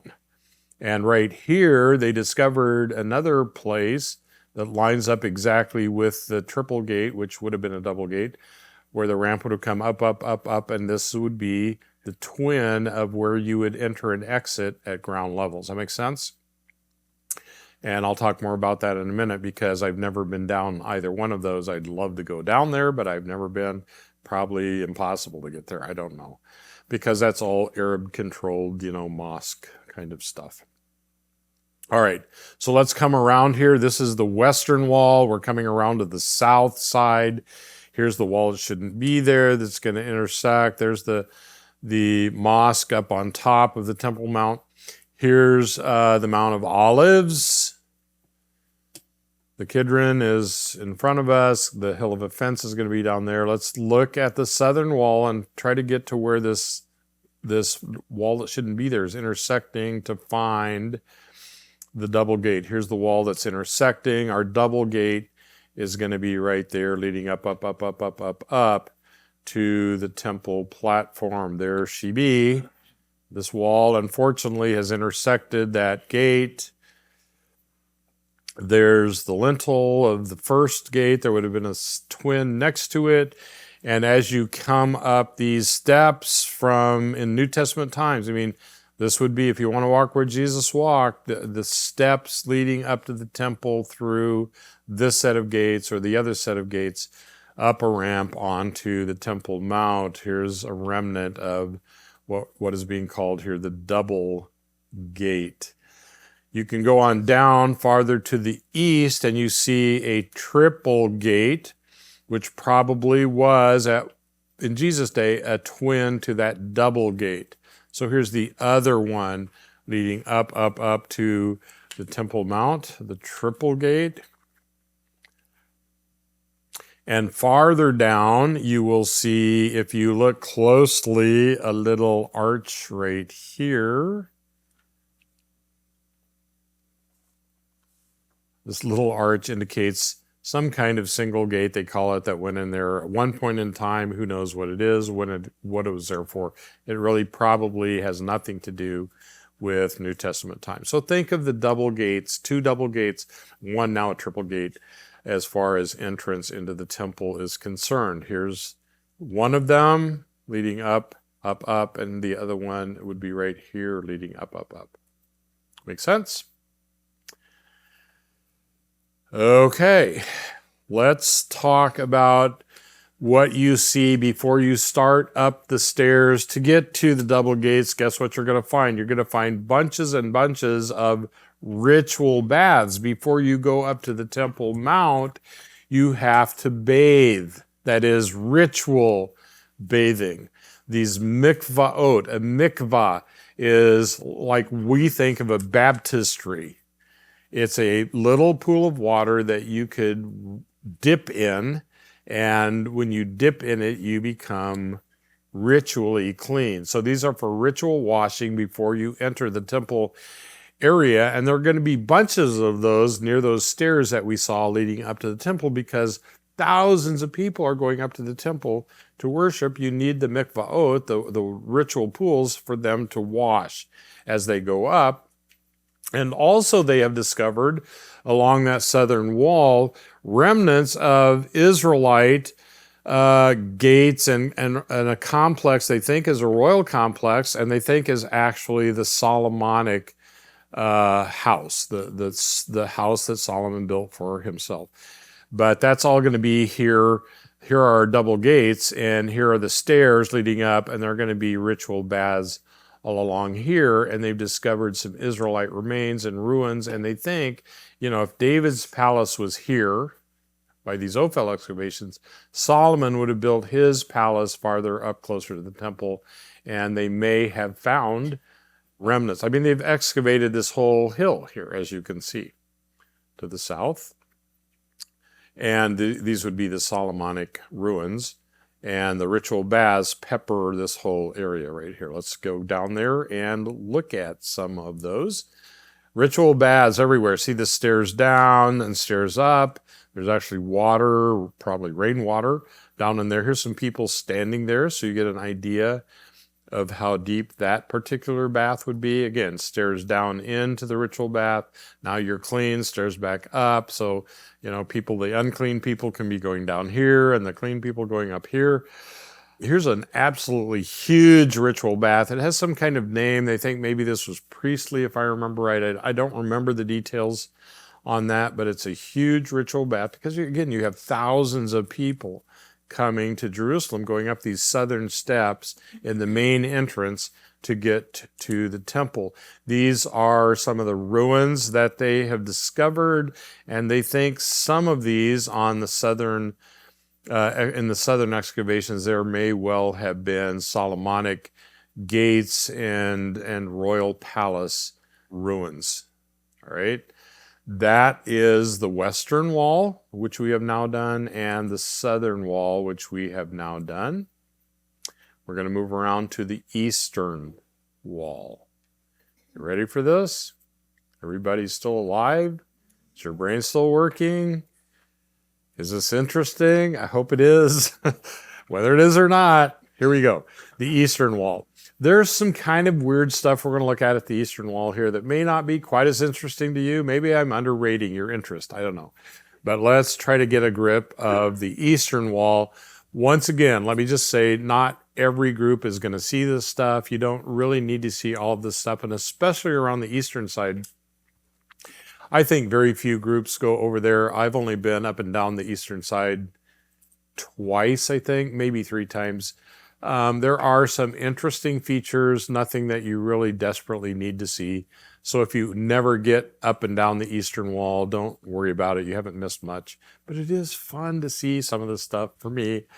And so I want to see everything. I always want to see everything. Little details, let's go see them. All right.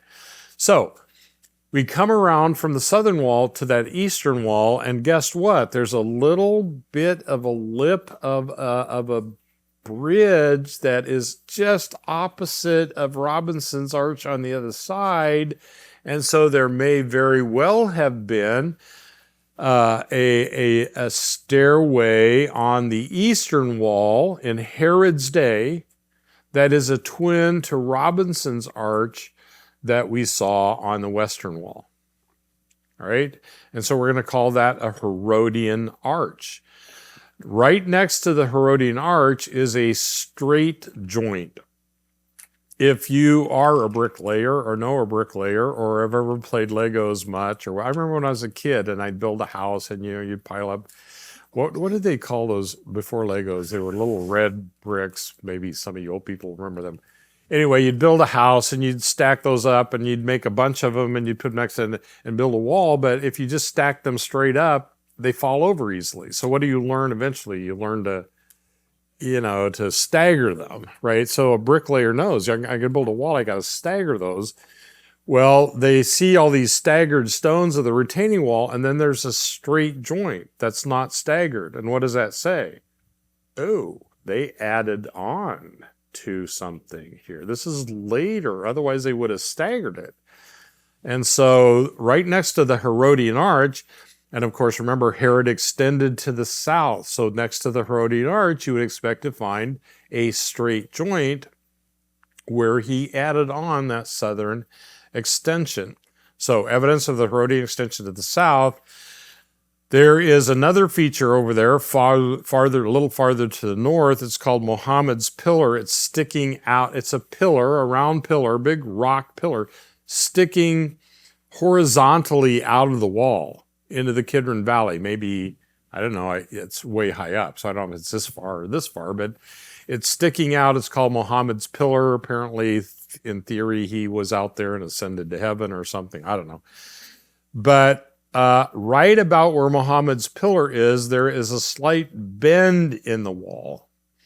The wall is no longer, straight. There's just a little bend. When they put a surveyor's, laser along there, they see that the wall has actually slightly changed directions, which is why they think that the Hasmoneans also added onto the Temple Mount. They were able to stagger the wall so it doesn't have a straight joint, but there is a diversion of the wall to some extent. And they know the Hasmoneans did add to the south, so they think that little curve in the wall is the Hasmonean extension. So we've come around from the south side to the east side, and there is the Herodian arch, which is the twin to the Robinson, they think. Then there's a straight joint where Herod built this southern extension to the Temple Mount. Then there's Muhammad's Pillar and a slight bend in the wall where they think the Hasmoneans extended the Temple Mount. So the Herodian arch is going to be right here as a twin to the Robinsons. Here's the straight joint where Herod added, and then here's the bend in the wall near Muhammad's Pillar, and this is where the Herodians would have added, as evidenced by that slight diversion in the wall. Okay, I told you it's going to be details. It's like, who needs to know this stuff? Beacham wants to know this stuff, sorry. Let's go around to the eastern side. We're looking from the Mount of Olives down to those southern excavations. We've surveyed all of that. Now we've moved around to the eastern side. We're going to look for the Herodian arch. We're going to look for the straight joint. We're going to look for Muhammad's Pillar and try to see where Herod added on to the temple, the Hasmoneans added on to the Temple Mount, and so forth. Here we go. Here's the south side. So I want to see we're coming around to the east side. And now we've come around the east side, and here is that little bump out like we saw on the other side. Robinson's arch. Now they find another little, here's a stone coming out that's slanted this way. Maybe this is the twin because it's almost on exactly the opposite side of the Robinson's arch. So that's the Herodian arch. Here's the straight joint. And that's as plain as day, right? You walk up to it and these stones are no longer overlapping. They're a different size and a different color. All of that has changed over time. But anyway, there's definitely a straight joint with nothing overlapping. And we'll look more closely at that, I think. Yep, there it is. These are older pre-Herodian stones. Remember, the pre-Herodian stones here are, they have the flat margin, but the unfinished center. These Herodian stones have the flat margins and the flat finished center. So there's a bit of a distinction in the age of these stones and the way that they made them look. Very clearly, there's an addition here. We look up from the Herodian stone and the straight joint, and we see this pillar sticking out. It's called Muhammad's pillar, and somewhere right about in there, as they put the surveyor laser along the wall, is a bend, which they think then the Hasmonean extension of the eastern wall would have happened there. So the Temple Mount again keeps growing and growing to the south. There's Muhammad's pillar and the bend in the wall. Okay, let's get to a biblical feature of the eastern wall, and that is the beautiful, gorgeous, fun to think about Eastern Gate. Now, the Eastern Gate that you see today from the Mount of Olives, and if you can, I mean, you can walk right down there by it in a Muslim cemetery along the, I almost said seminary, a Muslim cemetery along the eastern wall. You can walk right up to almost the Eastern Gate, but you definitely see it from the Mount of Olives. When Jesus returns, his feet will touch the Mount of Olives, right? He'll enter the city across the Kidron, and he will enter the city. The way he will enter the city would be, most naturally, would be the Eastern Gate, right? And the temple did have an Eastern Gate. Now, the Eastern Gate that you see today, that beautiful Eastern Gate that we love to look at and see from the Mount of Olives, remember, is probably 30 feet above where the Eastern Gate was before. And there was a guy from the Institute of Holy Land Studies at some point who had a free day, had nothing better to do, and he was wandering around by the Eastern Gate in the Muslim cemetery. I forget his name. The article is written up in Biblical Archaeology Review, if I remember correctly, way back maybe 20 years ago. And he's looking around the Eastern Gate, and he's kind of walking through the Muslim cemetery right there, right by the Eastern Gate, and the ground collapses under him, and he falls underneath into the cemetery. He falls down into the, whatever, under the Eastern Gate, and he checks to make sure nothing's broken. He's trying to figure out what happened to him, and finally, once he finds out he's okay, and he comes to his senses, he starts to look around down there, and he finds the remnants of a gate underneath the current Eastern Gate. You say, well, that's kind of weird. We're going to go around to the north side. We're going to look at the Damascus Gate, and they began to excavate around the Damascus Gate, and guess what they found? They found a gate, Roman gates, underneath where the current Damascus Gate is. I'll show you pictures of that later. So we know there's a lower gate at Damascus on the north. It shouldn't surprise us that there's a lower gate under the Eastern Gate today. But what that tells me is that the Eastern Gate, though it may have moved up, is still where it used to be laterally.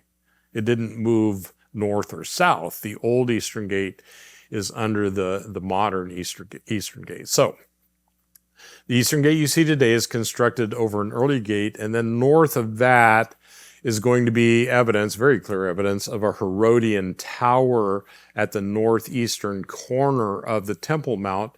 And it's very likely that there was a Herodian tower at the northeastern corner, the southeastern corner, and the southwestern corner by the Robinson and Herodian Arch. There probably was a tower at each corner except the northwest, because there's a huge fortress up there. There probably was a Herodian tower at every corner, because you want towers at corners to make sure you're looking over everybody. Although I don't think in the temple model they put towers there. So whatever.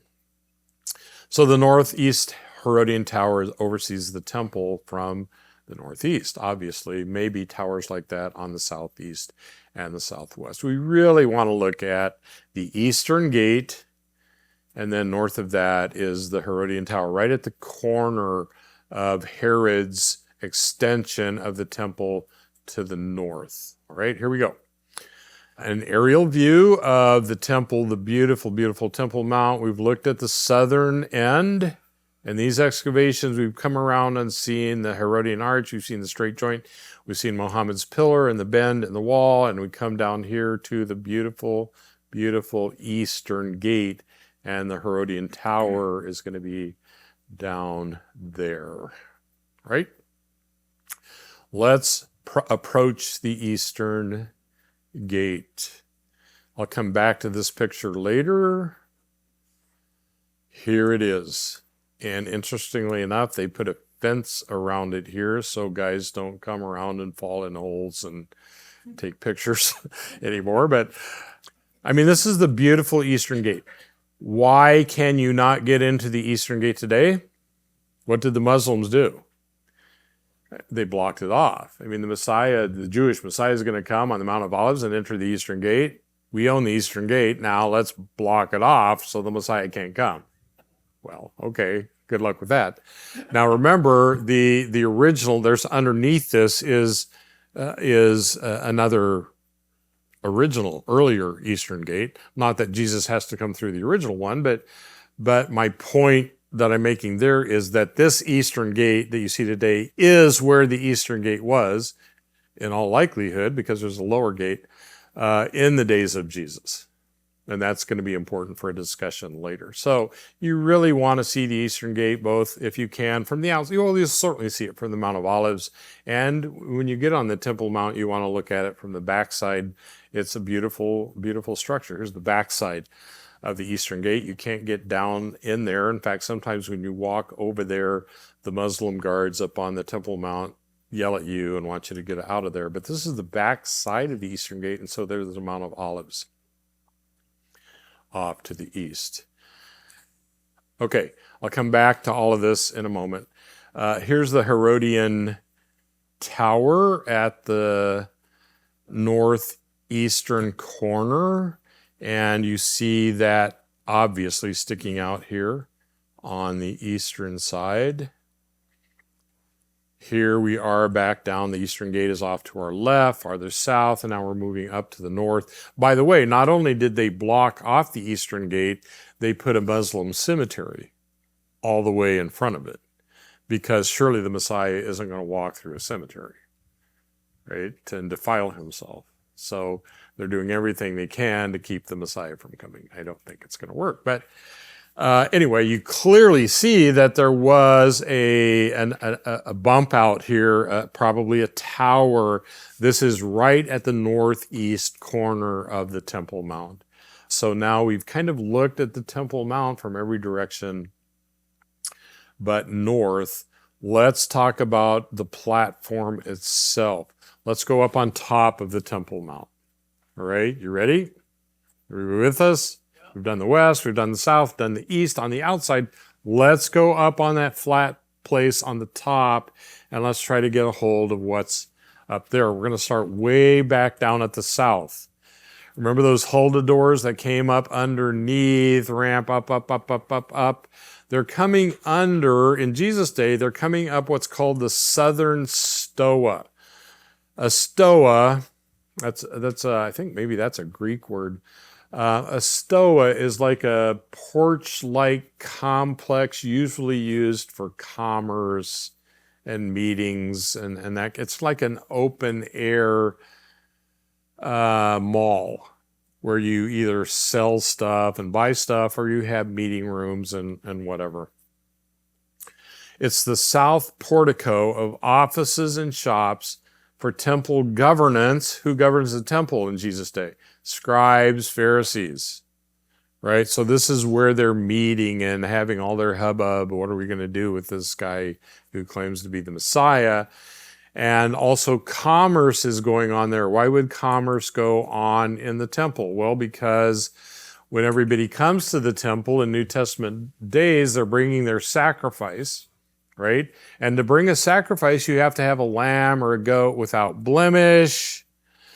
And you have to make sure the priest has to check it to make sure it's worthy of sacrifice. So you bring it up the ramps and you stop at the checkpoint and the priest looks at your lamb. And it's like, oh, here's a little pimple here. You can't use this lamb. I happen to have a lamb over here for sale.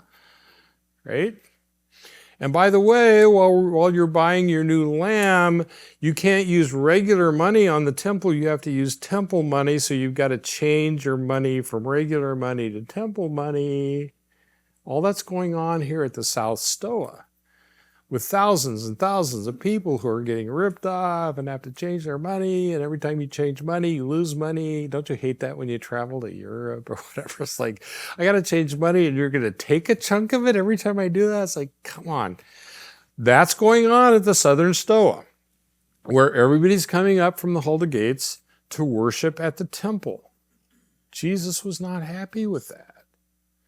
You made the house of prayer a place of business, and you're ripping people off in the name of God? Okay, anyway. So on this whole southern end here, I mean, maybe the reason Herod extended the temple south was so he could build this beautiful portico, this stoa, and that would provide the place for the scribes, Pharisees to meet and all the commerce to go on as people came up the Hulda Gates. Here's the temple model, and you look at the top of the Temple Mount now on the southern end, and you see this beautiful colonnaded open air kind of building. Here it is. Here are gates coming up underneath it and emptying in front of that southern stoa. Here it is from the inside. Here are the entrances. Remember I showed you one of the entrances you could see on the top. The other one's in front of the Al-Aqsa Mosque. This one over here is actually in front of the Al-Aqsa Mosque, but there is still evidence of these ramp doors going down to the Hulda Gates. But look at this beautiful building, this two-story, place of commerce and meeting. This is where stuff Jesus hates is going on, both with the scribes and Pharisees as well as all the commerce and all that kind of thing. This is just a view from the end. So let's talk about what you actually see up there now, the Al-Aqsa Mosque and the Dome of the Rock. See if I talk about that. Okay, the Al-Aqsa Mosque is where the Muslims actually worship. This is a mosque that's built for worship. So they're always up there worshiping. By the way, when Israel did conquer the old city in 67, now they own, as it were, the Temple Mount. They own Jerusalem. They have conquered it. It's theirs. But they made a very gracious and probably a very wise decision. They passed a law which they call the status quo. Whoever controls a religious site, now that we've conquered, whoever controls it on the day we conquered this gets to keep running it. So the Jews didn't say, okay, we're kicking the Muslims off the Temple Mount. The Muslims control the Temple Mount, status quo. They get to continue to control the Temple Mount. The Catholics control the church sepulchre. They get to continue to control the church sepulchre. We're not going to just kick everybody out of everything. It's probably a very wise decision. They would have had great uprising and war and whatever. But so the Muslims still control the Temple Mount. If you go up there today, you've got to basically get their permission. They're allowing you up there. They're watching you. They're yelling at you when you go places they don't want you to be. And it's really when it's tense, it's hard to get up there because they don't want you up there. So anyway, the Al-Aqsa Mosque is where they actually worship. Over against the Dome of the Rock is more a memorial kind of mosque. They don't worship in there. It's a monument to Muhammad. Okay, but this is where they worship, the Al-Aqsa Mosque. So let's go up and stand in front of it. Notice they have a place for washing. You'll see guys sitting here mainly washing their feet before they enter the Al-Aqsa Mosque. What I want you to look at in this picture, here's the door into the mosque. There's the main, the main part of the mosque. But I want you to see this little thing right here, which is a stairway going down. Let's get closer.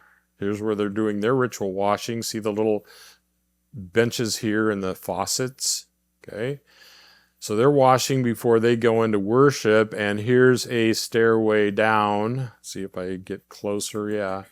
It's like, man, I want the gates open. I want to just run down there before they yell at me and see what's down below, because this is a ramp that used to go down to the Hulda gate that's intersected by that wall. Man, I've told Bookman, it's like, I'd pay $5 for one of these guys to take. I paid $100 if somebody would just take me down there, but I've never been brave enough to ask anybody. And if they got me down there, I don't know if I'd ever be able to get back out of there. But it's like my wife says, don't do that. Anyway, I'd love to go down there, but I can't. But there's no question this leads down to the Hulda gate, one of the Hulda gates at the bottom, the one that intersects right here. That thing is right in front here. And notice that there is, I've never walked over to this one. They'd probably yell at me, but there's another one over here. All right. So the eastern gate, or kind of back there, I'm not sure, why we jumped back to the eastern gate, but I want to talk a little bit about the eastern gate and the location of the temple. The eastern gate did give access to the temple from the Mount of Olives, and there is an older gate beneath it. Also on that eastern side, on the Temple Mount, up at the top now, is what's called Solomon's Porch. You read about that in the Bible, right? In the book of Acts. Because who was it? Peter and maybe Paul, but anyway, they're preaching at Solomon's Porch. They're standing there talking to people. It's a nice shaded, beautiful porticoed porch running all along the eastern side, the temple platform. So the Solomon's Porch is going to be this line right here running all the way across. Again, another colonnaded, it's not a 2-story big complex, but it's at least a colonnaded roof where you can stand and get out of the rain, you can stand and get out of the sun, you can have discussions and debates. And it's funny, Jewish people, they kind of remind me, and I'm not being whatever you call it, racist or whatever. I'm not making fun of Jewish people, but to me, they're kind of like Italian people. I mean, when they're having a normal conversation, it sounds like they're mad at each other, right? It's like, and of course, Hebrew, I teach Hebrew. It's very guttural. Chesed and Yahweh, and and so they're talking and they're animated, and so they're having discussions here at the Solomon's Porch, and things can get heated, and they're debating and discussing theology. Jesus, remember, stayed when his parents left them, and he's discussing theology with the rabbis. They love doing that kind of thing. So here's the Temple Mount. Solomon's Porch would run all the way along this eastern side. And there's the eastern gate, of course, as we saw earlier. We looked at that. Here's the outside, but my point is it's giving us access from the east onto the Temple Mount. And notice in this, a little debate in just a minute, notice in the model that the eastern gate lines right up with the doorway of the temple. We're going to talk about where was the temple located, where will the temple be rebuilt, and there's a debate. Was it the northern location? Was the temple, did it stand where the Dome of the Rock is now, or was it farther south? And there's debate and articles and books and all kinds of stuff about that. I have an opinion, and it's going to be based on this. The eastern gate is lined right up with the temple in the model that you see today. All right? And let me just get into the debate right now, because I think it's Josephus. I might be wrong. It could be somebody else, but I think it's Josephus who says you can stand on the Mount of Olives. Okay, so we're on the west side of the west side of the city. You can stand on the Mount of Olives. You can look at the eastern gate, and as you look through the eastern gate, you see the doors to the temple. So the temple, in his description, lines up with the eastern gate. Now, is the eastern gate today where the eastern gate was before? Did it move? Well, this guy was walking around the eastern gate, fell down, guess what he found? A gate underneath the eastern gate. So I'm just bent by this argument that Josephus says, or whoever it was, a historian says, you can look through the eastern gate and see the gate of the temple, the door of the temple, which means they must line up. And if there's an earlier eastern gate beneath the current eastern gate, then I'm guessing my argument is going to be the temple is farther north than the Dome of the Rock. We'll get into that again in a minute. But notice in all of the artist renditions, They have a huge bridge. There may have been a bridge across the Kidron Valley because there was part of Jewish worship and law that had to do with the red heifer sacrifice and the purification rituals. And the red heifer stuff all had to happen outside of the temple. Because what is the red heifer sacrifice for? It's for purifying uncleanness. And you don't want uncleanness in the temple. All of that's going on the Mount of Olives somewhere. And there probably was a religious complex on the Mount of Olives that had to do with the red heifer sacrifice and the red heifer ashes and the sprinklings that had to happen for unclean people, and you don't want them on the Temple Mount. And some believe, and I think maybe a historian like Josephus, I don't remember, but they might describe a bridge that went across from the Eastern Gate to that complex. And notice again, in this illustration, it's all lining up with the temple itself. All right, for what that's worth.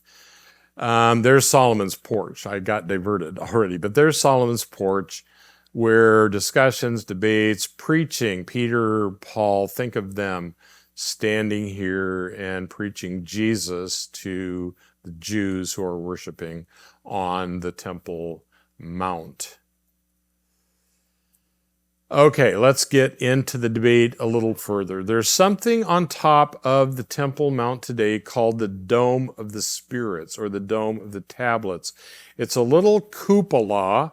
When you go up on the Temple Mount today, you see the Al-Aqsa Mosque, and you see the big, beautiful golden dome. We haven't talked about it yet, of the Dome of the Rock, which I haven't talked about yet. I probably should have. You have the Al-Aqsa Mosque where they all worship. You have that beautiful blue building with the golden dome, the Dome of the Rock. Many believe, Rittmeyer and others believe, that the temple should stand where the Dome of the Rock is, that monument built to Muhammad. But all over the Temple Mount, you're going to see these little cupola things that have some significance to Muslim worship, and I don't know what all they're for, but one of them is called the Dome of the Spirits, or the Dome of the Tablets, and some think this may be where the Holy of Holies was, north of the Dome of the Rock, and so the temple theoretically could be built north of the Dome of the Rock, and the Dome of the Rock could still be left, and so they'd have both locations. I don't know, but I tend to favor the northern location of the temple, because the Dome of the Spirits actually lines up exactly with the Eastern Gate, and I'll show you that in just a minute. When you go to the Dome of the Spirits, which may be where the temple was and the Holy of Holies was, there's a set of stairs very nearby going to the west. You go down those stairs, and the very bottom step is not really a step like the other ones. It's a huge a line of Roman stone. Well, not Roman stone, of retaining wall stone, but the temple platform keeps going, and that may be an indication of that inner wall. Remember, Herod extended the Temple Mount west as well. So we'll get into that. I'll show you these steps. But let's go back to the Dome of the Spirits and the location of the temple. So here we go. Here is the Dome of the Spirits. It's this little cupola thing right here. And then there are these stairs right here. We want to look at the bottom step, because remember, Herod extended the temple platform to the west. So there must have been a wall here at some time, and the bottom step here seems to indicate that there was a wall here before Herod extended it to the west. I want you to look at the Dome of the Spirits, because look at this. It lines right up with the Eastern Gate. And Josephus or some other historian said, you can look from the Mount of Olives into the Eastern Gate and see the door of the temple. That would all line up, right? So here is the posited theorized northern temple location. If there's somebody in the room has a different opinion, you might be right, I might be wrong. It's a huge debate. We're not going to solve it here, but I tend to favor this view. So the Dome of the Rock is here, Al-Aqsa Mosque, Dome of the Rock. The northern temple wouldn't really mess with the Dome of the Rock. So they're saying, well, you could build the new temple and it's not going to bother the Muslims that much because they still get to keep their building.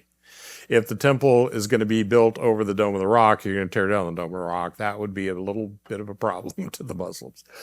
But here's the Eastern Gate, and here's the Dome of the Spirits.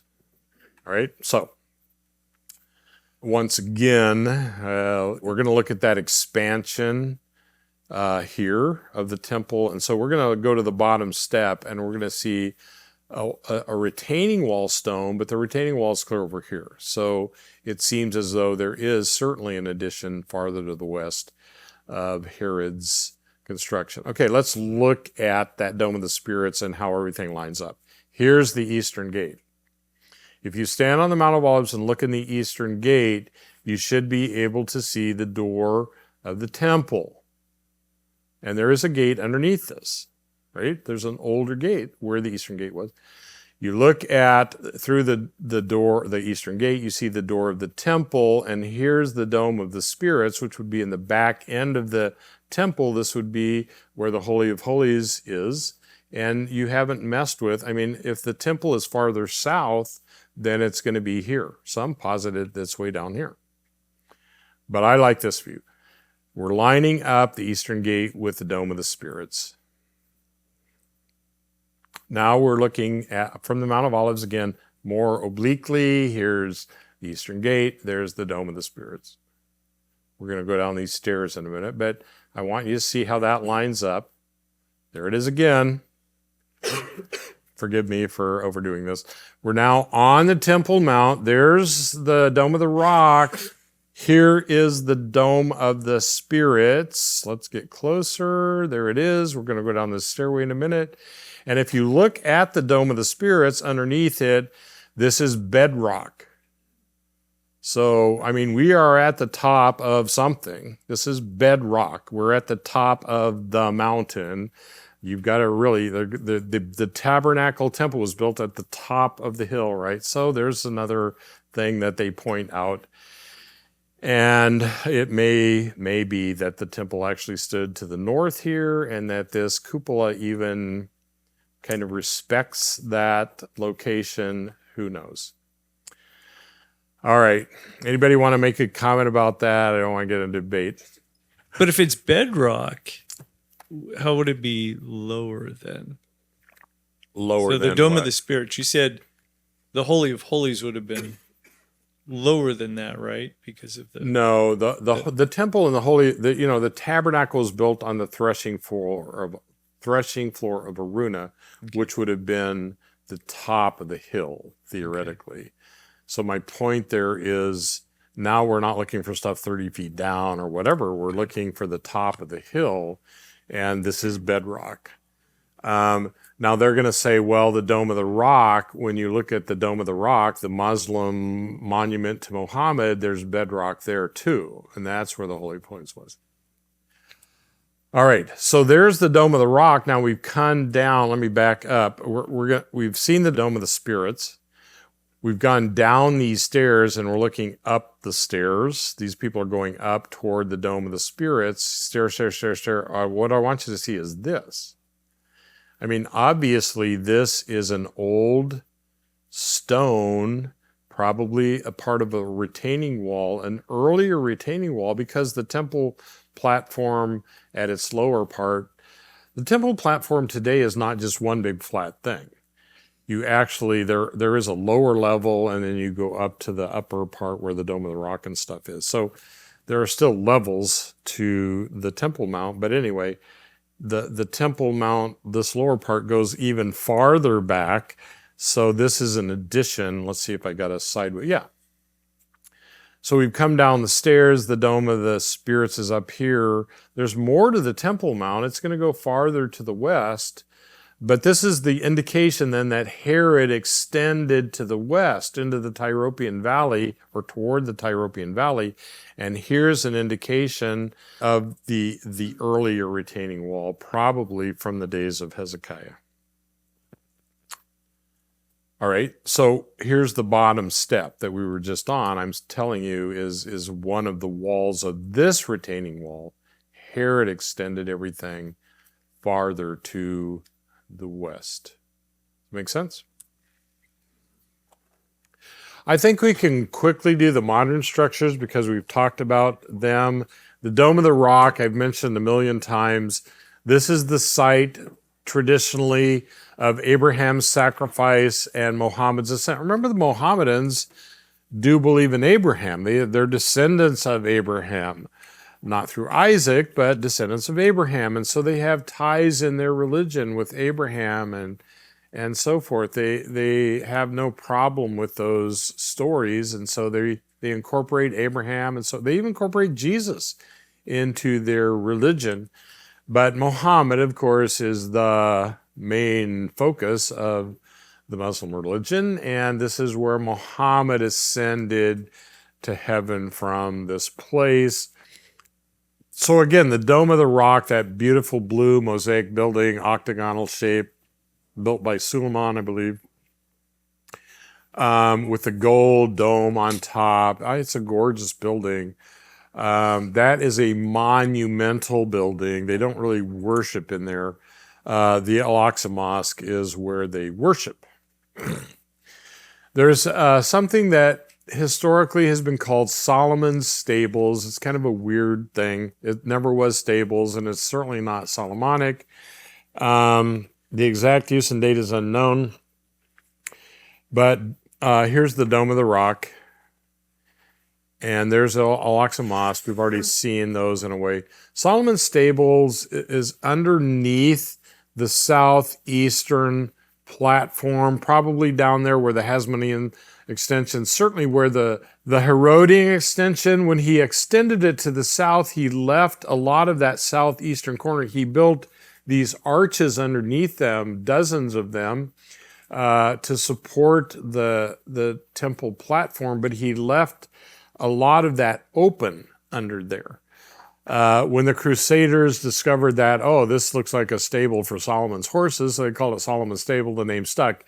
But this is from the time of Herod. This probably was the janitor's closet. This probably was a storage area for all the temple stuff.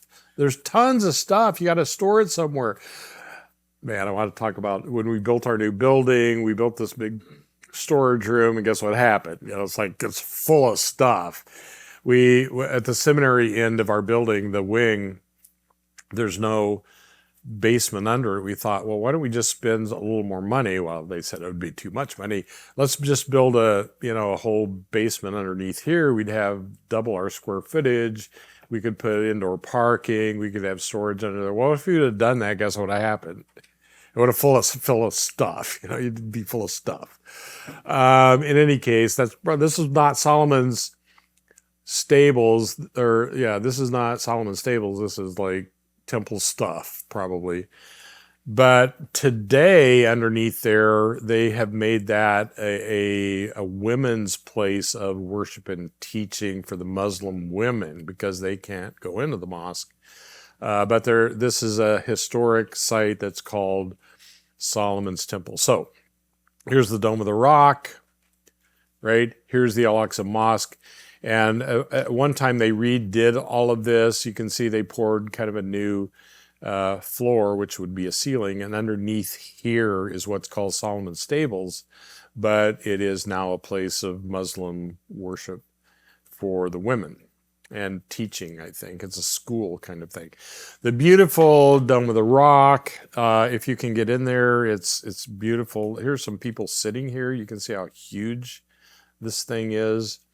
Built, I believe, by Suleiman in memory and honor of Muhammad. In the very center is what's called here the Holy Rock, bedrock, where Rittmeyer and others say, well, this is where the Holy of Holies was. This is where the Ark of the Covenant stood. This is where the temple was. They could be right. I don't know.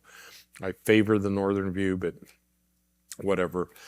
You have to be quiet when you go in there. You have to be respectful. You can't take pictures. This is somebody's, black and white picture from back in the years. In any case, it's an interesting place, all kinds of debate about it. We don't have time to spend there.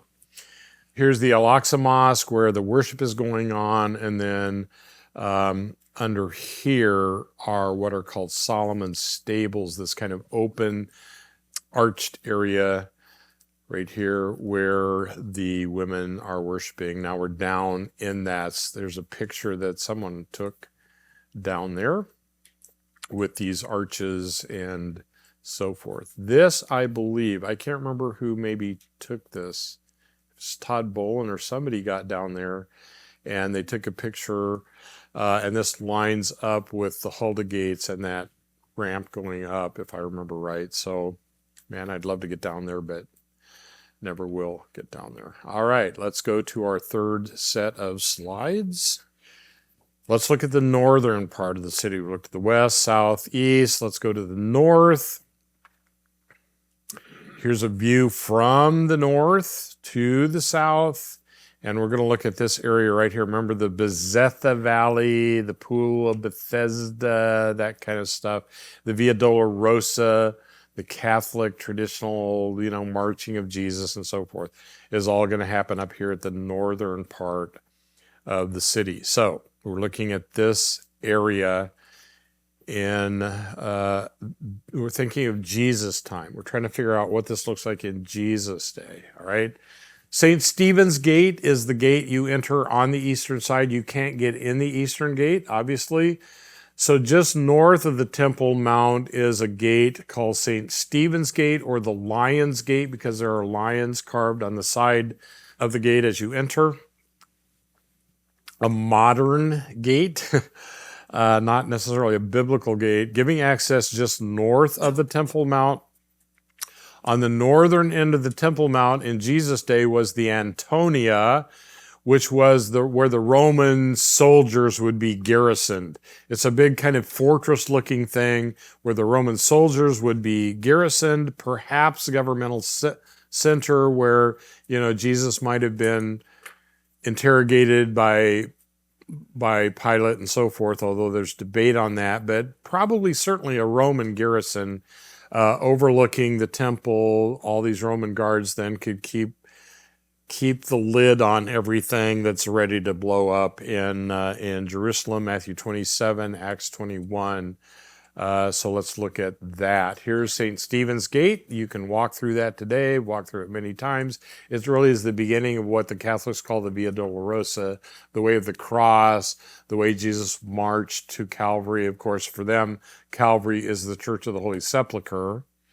So Jesus is marching, after his trial into and heading toward Calvary. He's going to be stopped here at the Antonia. He's going to be beaten and flogged by the soldiers. They're going to laugh at him. They're going to put a crown of thorns on him. They're going to beat him. They're going to put a robe on him. And then he's going to be given this cross to carry over to Calvary and to be crucified. And of course, Catholics are marching along here, carrying crosses, stopping at every church where Jesus was, this happened, that happened. Anyway, the Antonia would have been a fortress-like building at the northwest corner of the Temple Mount, which we'll see in our model. So here's the Jerusalem model. There's the temple. We're looking west, and here is the Antonia.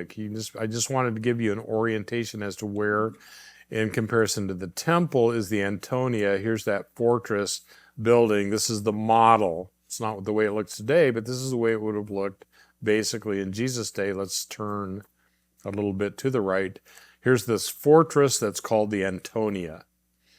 And they have discovered remnants of this building underneath some of these churches where there definitely are Roman pavements. There's stuff that appears to be definitely Roman and so forth. Here's the Antonia. It would have stood right here.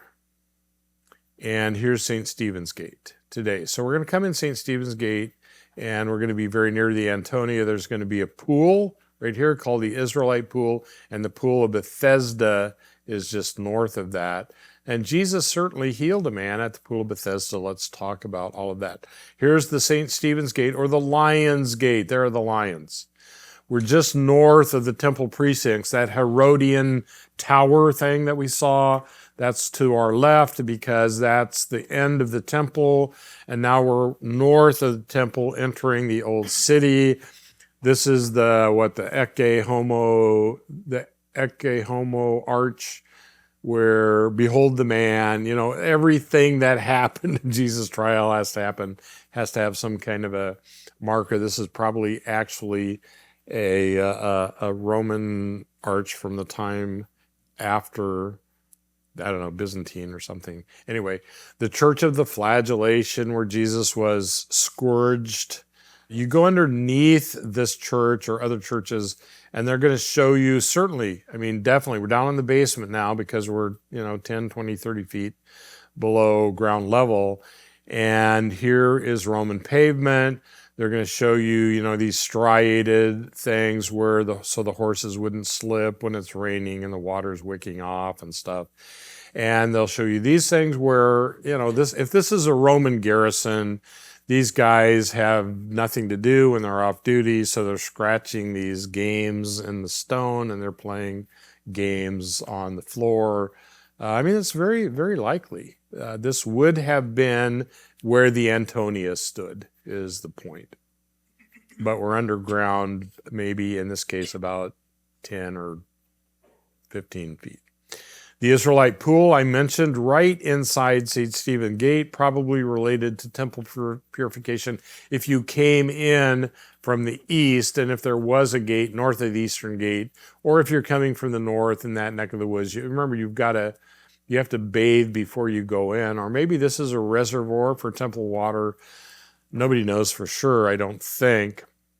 But there is a large pool right inside, the remnants of a pool inside St. Stephen's Gate. And then north of that is another pool, the pool of Bethesda or Bezetha. Remember, this is the Bezetha Valley.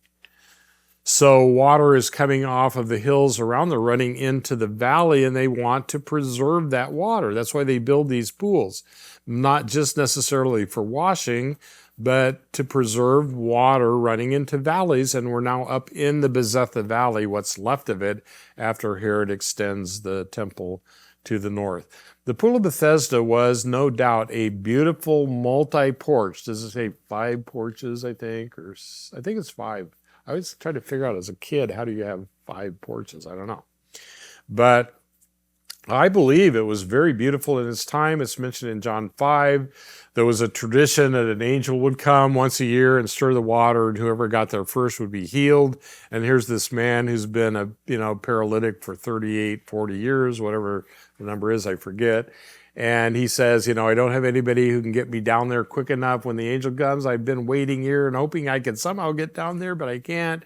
And Jesus heals him. And it's just a great account. That happened at the Pool of Bethesda. So it's so much fun to stand there. They found the Pool of Bethesda and to think about, to read that passage and think about this. So here's the Israelite tower, the Israelite pool right inside of St. Stephen's Gate to your left. And then on up the street a little bit, we're in the Muslim quarter, but it's okay, it's safe. Up a little bit is the Pool of Bethesda. There's a church up there, of course, where Jesus healed the man. We're looking from the north. Here's the Israelite pool, the remnants of a pool. North of the Temple Mount, the Antonia would have stood here. There's a big Muslim school. I think it's a school for boys or something up here where the Antonia would have been. Obviously, pretty obvious that there was a pool here. There's also something outside called Mary's Pool, but I took that out of the notes. Farther up, kind of underneath us, let's say in this picture, are the pools of Bethesda, right? So here's the model. Here's the Israelite pool. In the model, there's the Antonia Fortress.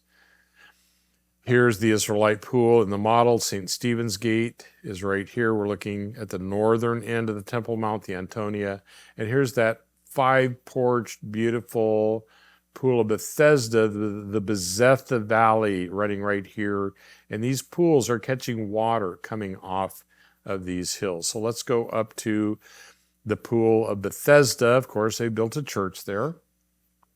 Here are the ruins. of the pool of Bethesda, and there's all kinds of ruins there. But once again, you have to look down into the excavations at this. To me, this is like the beautiful arch. These would have been everywhere. I just really have loved going there and looking down into this and imagining it in its beauty and in its glory, and Jesus healing a man who for years and years and years and years found no hope, and now he can walk. On the north side of the city, and you'll miss it if you don't know it's there, you walk right by it, and who knows, and who really cares? I mean, it's not mentioned in the Bible, but there's something called Solomon's Quarry.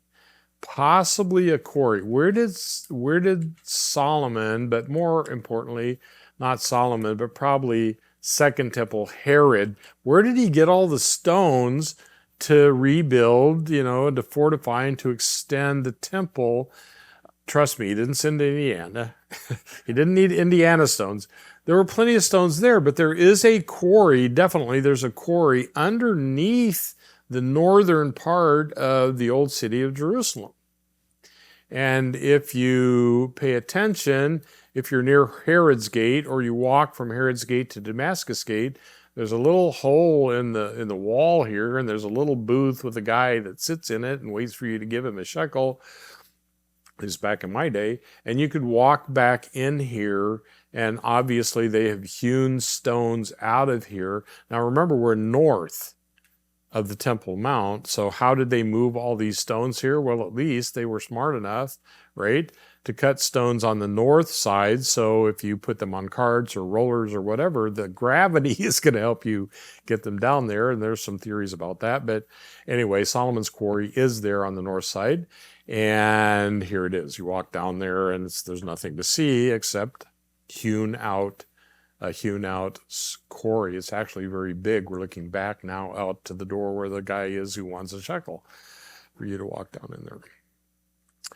Herod's Gate, I just mentioned, is east of Solomon's Quarry, and the Damascus Gate is going to be west of Solomon's Quarry. Herod's Gate is, again, a modern gate. It's on the north wall. It's what gives the Muslims access into the Muslim quarter. Remember, the Muslim quarter is up in the northeast side of Jerusalem. That's their neighborhood, so to speak. And the Herod Gate is the way they get in and out of the Muslim quarter. The Damascus Gate is right in the middle of the north wall.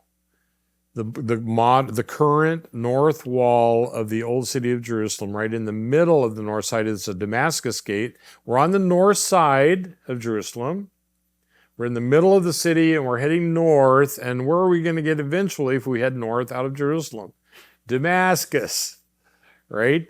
On the west side, we're going to have the Joppa Gate on the west side. When you walk out the Joppa Gate and go west, what are you going to get to? Joppa. So the Joppa Gate's on the west side, Damascus Gate's on the north side. It's the main gate, the Damascus Gate, right in the middle of the north wall, supposedly heading up eventually to Damascus. But think of the Damascus Gate as the main gate. In fact, today it is. Everybody's going in and out of the Damascus Gate. It's right between the Muslim quarter and the Christian quarter. And it's a main thoroughfare for people coming in and out of Jerusalem today. Now, we will see, we walk through the Damascus Gate, pay attention, because if you look down both sides, especially the left side, which would be the east side, if you look down beneath you, there is a Roman gate underneath the current Damascus Gate. So once again, I mean, that helps me think about the Eastern Gate, which has the older Jesus Day Gate. Those would be the Roman Jesus Day gates down there. In any case, there's one under the Damascus Gate, which tells us that there was a gate at this place in Jesus' day. Farther down to the west is the New Gate. We're on the north wall. You have Herod's Gate closest to the Mount of Olives. You have the Damascus Gate right in the middle, and then farther west, you have the New Gate. The New Gate is newer. I don't have a date here. I'm thinking it was put through in like the 50s, because that's the Christian quarter, and the Muslims had the Herod Gate, and the Armenians had the Jaffa Gate, but we don't have a gate. We can't get into our place easily. So I think the 50s, they built the new gate into the Christian quarter, so there would be easier access there. But it has nothing to do with biblical gates. There are no gates under it or anything like that. That Damascus gate, Roman gate beneath it, does help us know that the northern wall here in Jesus' day was here, and that, there are gates like the eastern gate. Those are actually biblically oriented gates from the days of Jesus. So there's Herod's gate on the northeast. There's the Damascus gate right smack in the middle of the northern wall, and the new gate down here in the Christian quarter. Remember, this is the Armenian quarter, this is the Jewish quarter, Muslim quarter, Christian quarter. All right.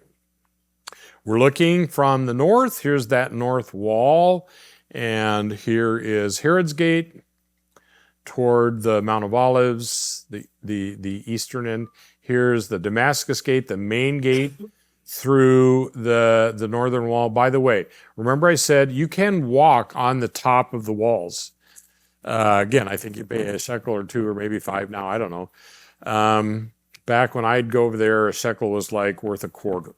So 4 shekels was $1. I don't know what it is. What's Don? Do you remember the exchange rate the last time you were there? In any case, remember I said if you walk on top of the Damascus gate, you're walking along the top of the wall, and you stand there, look south, because you're going to see, look at that, a depression, which is the Tyropean Valley, right? Tyropean Valley, there it runs. And you can see that very clearly from the Damascus gate on the north side here. And then down here is the new gate. Actually, it's right over in here in this structure. All right. Here's Herod's gate. Not much going on there. It's into the Muslim quarter. It's not very busy. There is a sheep market there every Wednesday or Tuesday or Thursday. I've seen it. It's busy at times. Once a week, they're selling sheep and goats there. Here's the Damascus gate. I mean, this is where everybody is coming in. Everybody's going out. There's commerce and every kind of thing imaginable going on there. By the way, look in the distance. See that hill outside the city way to the south? There's the UN building, and that is the hill of evil Counsel way down there in the south. All right, let's go down here to the Damascus gate and look at what we see over here. There's a Roman gate. So, in the days of Jesus, this would have been the northern wall, and that would have been the gate that you would enter from the north to get into the city. There's the lower gate.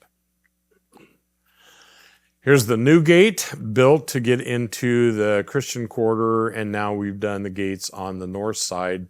Let's go behind us. Remember, Jerusalem is going to be attacked from the north. As the city expanded to the west, you'd have to build a wall on the western hill, that broad wall, Hezekiah's broad wall. But then the city now begins to expand north. So it goes north, you got to build another wall. And you go north, you got to build another wall. And there's talk of a third wall, a fourth wall. They don't even know for sure how many walls. Maybe they've come to a conclusion now, but how many walls are there? You can walk north of the wall that we see today, and you find way up here some huge stones that indicate a wall that may certainly have been another wall north of the city to try to fend off all the people coming from the north trying to defeat Jerusalem. So if you have time and you want to go look for them, there are stones up there from a far, far north wall of the city. All right, let's get into another debate. Got to get into debates, right? Where was Calvary? Where was Jesus buried? And I'm going to try to do this quickly, though it's a fun discussion.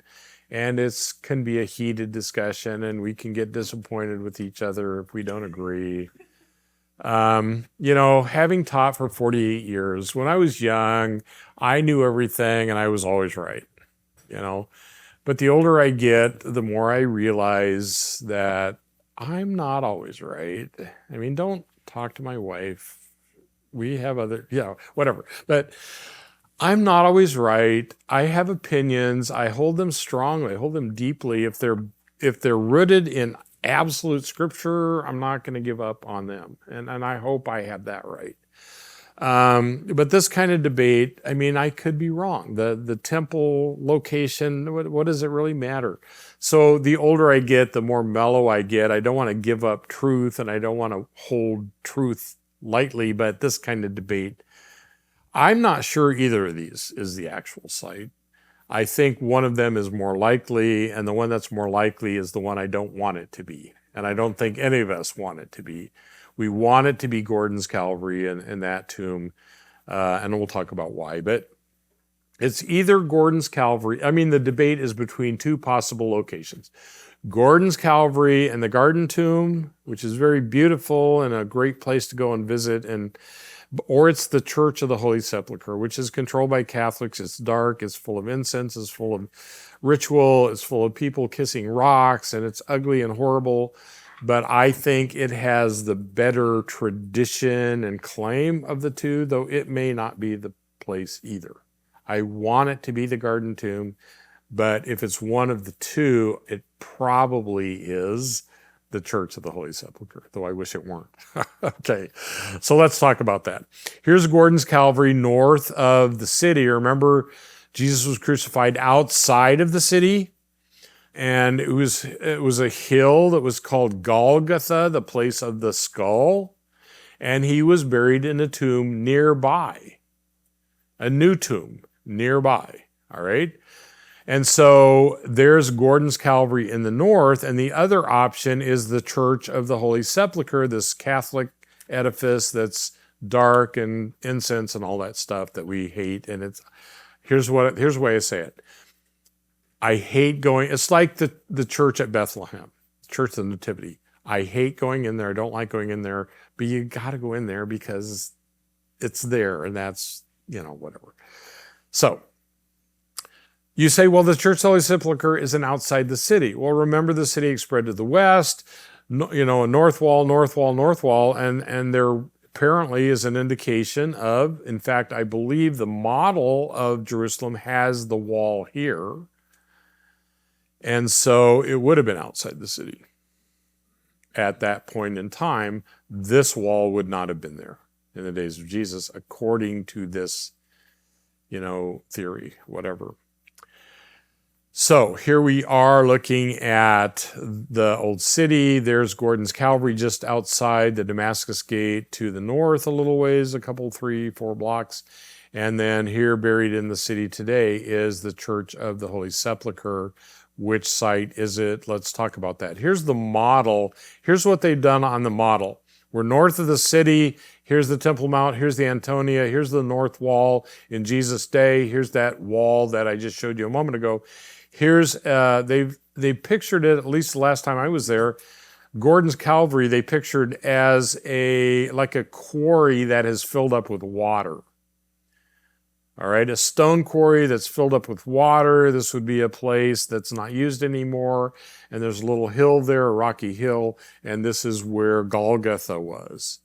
Or the Church of the Holy Sepulchre is around here on the west side of the city, just outside the gate as the wall existed then.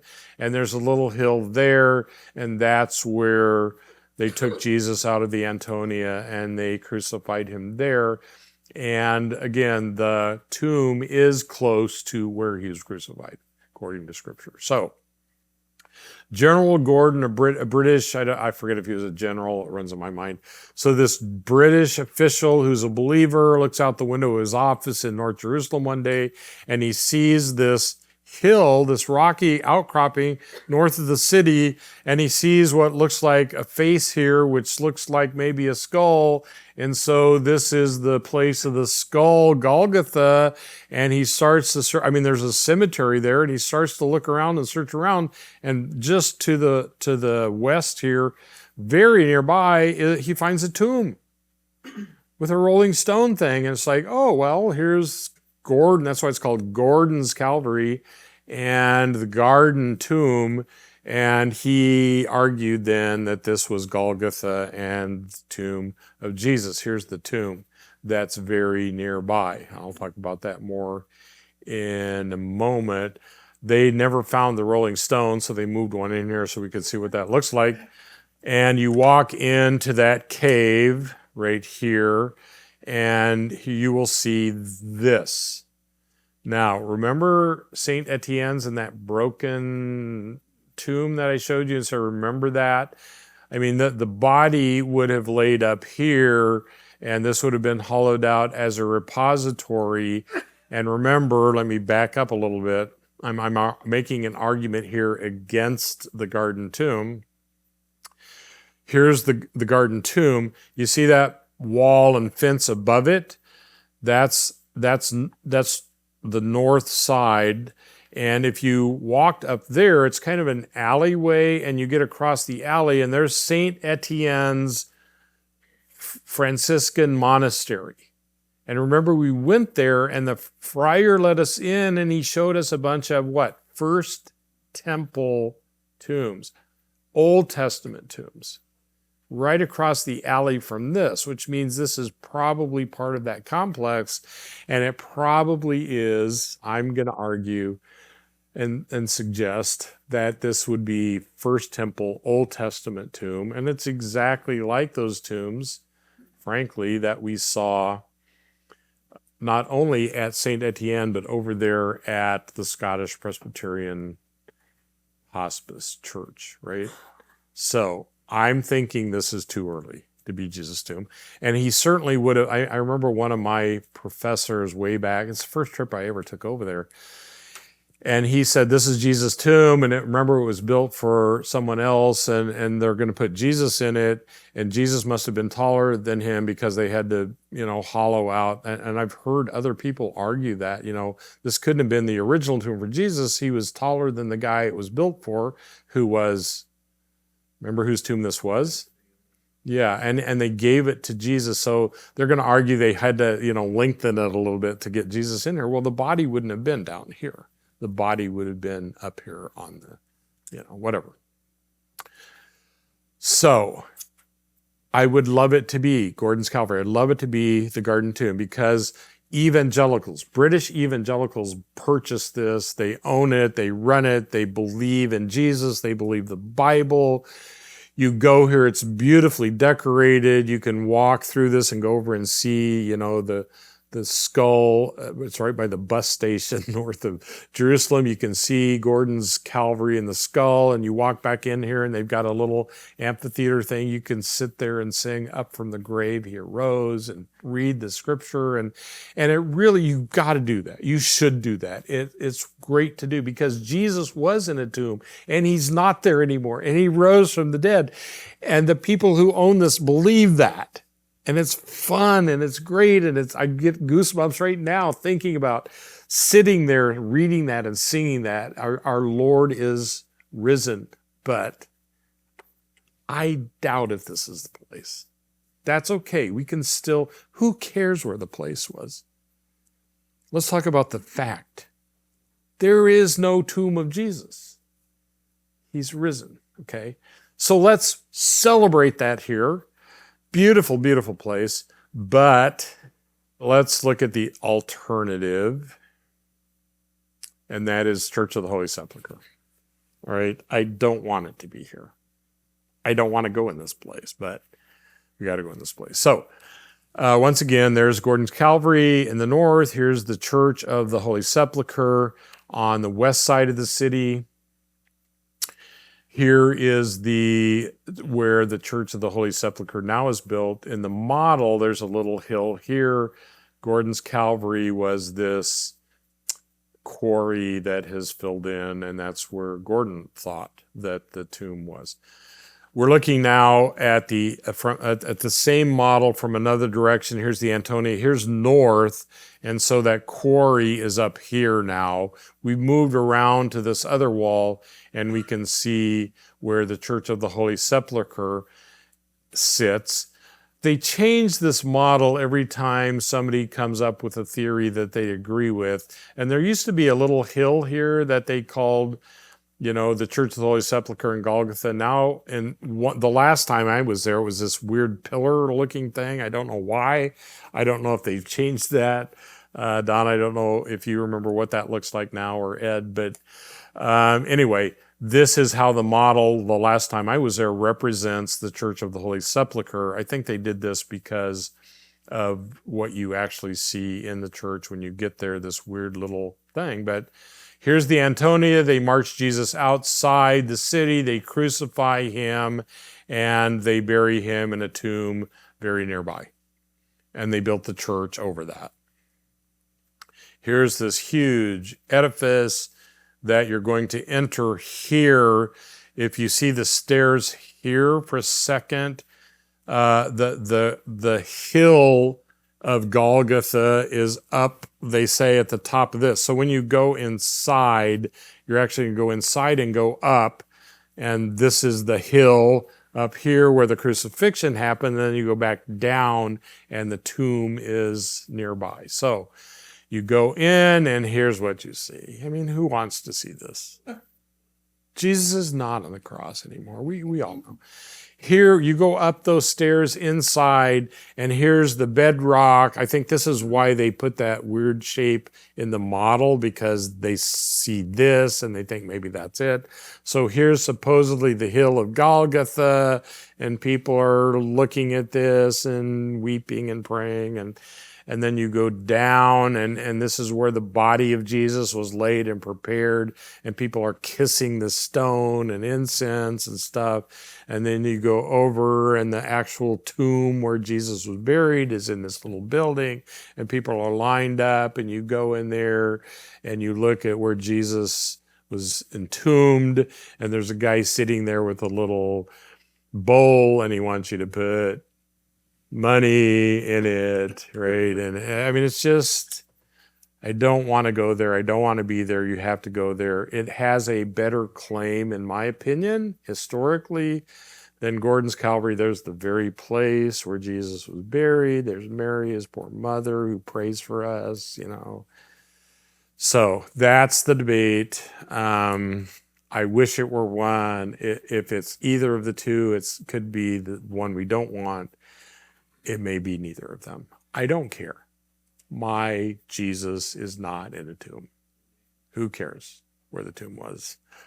I care where he is, and I'm glad he's not in a tomb. All right?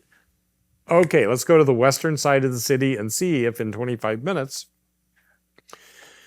we can do it. Hang in there. We're almost done, folks. We made it. Jaffa Gate. Well, we're going to make it, I think. Jaffa Gate. That's on the west side because Joppa, right? Down the Sorek Valley, though we can't really go down the Sorek Valley. By the way, that makes me think. We talked about the Sorek Valley leads right up to Jerusalem, down to Joppa, but it's all convoluted, Kesselon, Sorek, whole thing. You can't get there from here. Interestingly enough, right next to, very nearby, that Scottish Presbyterian Church up on the Western Ridge, very near that is the Jerusalem train station. And the Jerusalem train station, they built a railroad route from Jerusalem to Tel Aviv, Joppa. They built a train track directly west through that convoluted mess. And I remember more than one of our guides or somebody saying, if you have some spare time and you want to spend a day or a half a day at best, get in the train station and go to Tel Aviv and get in the train and come back, because it's going to go through that and you're going to see stuff. And I've never done it. I always wished, I wish I would have done it. But if you have nothing better to do on a free day and you want to go through that convoluted mess from Jerusalem straight down to Joppa, take the train. It will take you down the Sorek system and down to Tel Aviv. Anyway, the Jaffa Gate obviously then is on the west side of the city, supposedly leading down to Joppa. This gate does date back to New Testament periods, according to some, and accesses the Hinnom Valley. Now, if it does date back to New Testament times, then how could the Church of the Sepulchre be outside the city? I don't want to get back to the debate, but I'll let you figure all that out. So the Joppa Gate. I mean, the Joppa Gate, I suppose theoretically could have led in down here. There still could have been a wall. I don't know. I'm not going to worry about it. But now today, the Joppa Gate is a very important gate. It's the only way you can get into the western side. The northern side has 3 gates. The eastern side has just 1. The southern side has the Dung Gate and the Zion Gate, which we'll see in a minute. But the Jaffa Gate's the way you get into the west side. And remember, when you walk into the Jaffa Gate and you walk toward the Temple Mount, you're going down, down, down, down, down toward into the Tyropean, really, through this Transverse Valley. That's the Jaffa Gate. We're now looking at the city from the south, kind of the southwest. Here's the southern excavations, the Temple Mount. So here's that wall that shouldn't be there. Here's the western wall of the city, and there, the Joppa Gate. Right where the wall kind of bends, right there is the Joppa Gate, down, down, down, down to the Tyropean. And we want to look at the Joppa Gate. We've come around now, and we're flying direct. There's the Mount of Olives to the east on the other side of the Kidron. There's the Dome of the Rock and Al-Aqsa Mosque. And right here is the Joppa Gate. Here it is beneath us. And we're going to look at what's called the Citadel of David right here, which is part of the Herodian Herod's Palace is going to be right in here. There also is a pool here I took out of our slides. It's called Hezekiah's Pool. You can't really see it, but another reservoir to preserve water. But this is the Joppa Gate. Let's go down and actually look at it. Back up. We're kind of walking right here. So we're looking at kind of obliquely looking at the Joppa Gate. The cars are driving in over here. We're going to walk in this way. If we walked in, we're not going to do it in our slides here, but this is the Joppa Gate. All right. The Citadel of David, which I just mentioned, and then south of that, it's all part of really Herod's palace in Jesus' day.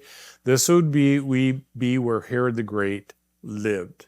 It's not Davidic. It's called the Citadel of David, but it has nothing to do with David. It has to do with Herod. Remember, David's city is down here. But right south of the Joppa Gate is the Citadel, it's called. It's called the Citadel of David. But this whole thing here, south of the Joppa Gate, was Herod's palace area. Beautiful, big, huge, luxurious Herodian palace area that would have had to do with Jesus. And we'll talk about that. So here's the model. There's the theater and the stadium. Here's the temple and the southern stoa. Here's the Joppa Gate right here.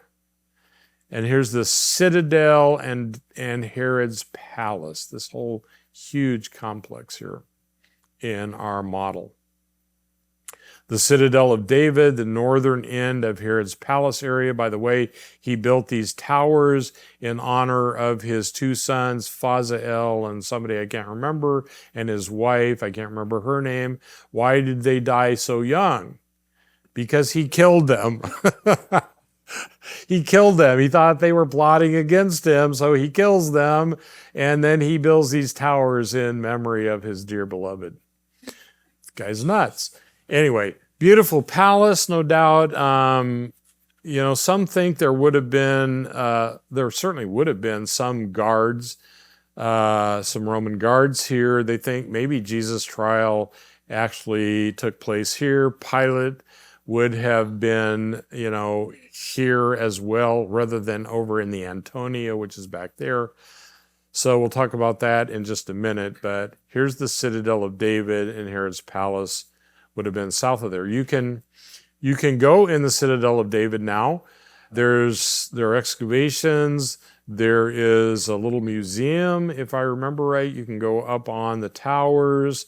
And I believe, I'm virtually certain, if you want to look for it, is that concrete thing that I want one of you to come and build in my backyard with the hills of David. So this is inside of there.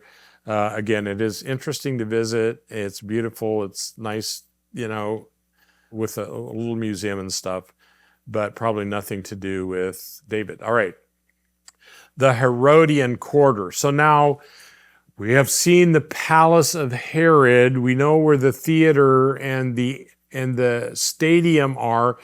So this is going to this northern part of the western hill, this western hill, I guess I'm going to say, is where the rich people live. Near Herod's palace, this is all going to be the wealthy people. The scribes, the Pharisees, the religious leaders, all the wealthy people are going to live near Herod's palace, near the temple, the stadium, the theater. And so there are remnants of the Western Hill and the rich people's homes from New Testament era. These are the people Jesus would have been interacting with, not personally as peers, but as the rich, aristocratic, dyed-in-the-wool, Jewish, Judaistic antagonists. There is also there's a little museum that they built because as somebody's remodeling their basement, they found stuff. They found they're redoing another house. They found a burnt house that was destroyed in the Roman conquest of 70 AD. So you can visit the burnt house, you can visit the wall museum, and you can see some of these excavations. Here's our model. What I'm telling you is these were all the rich people homes here.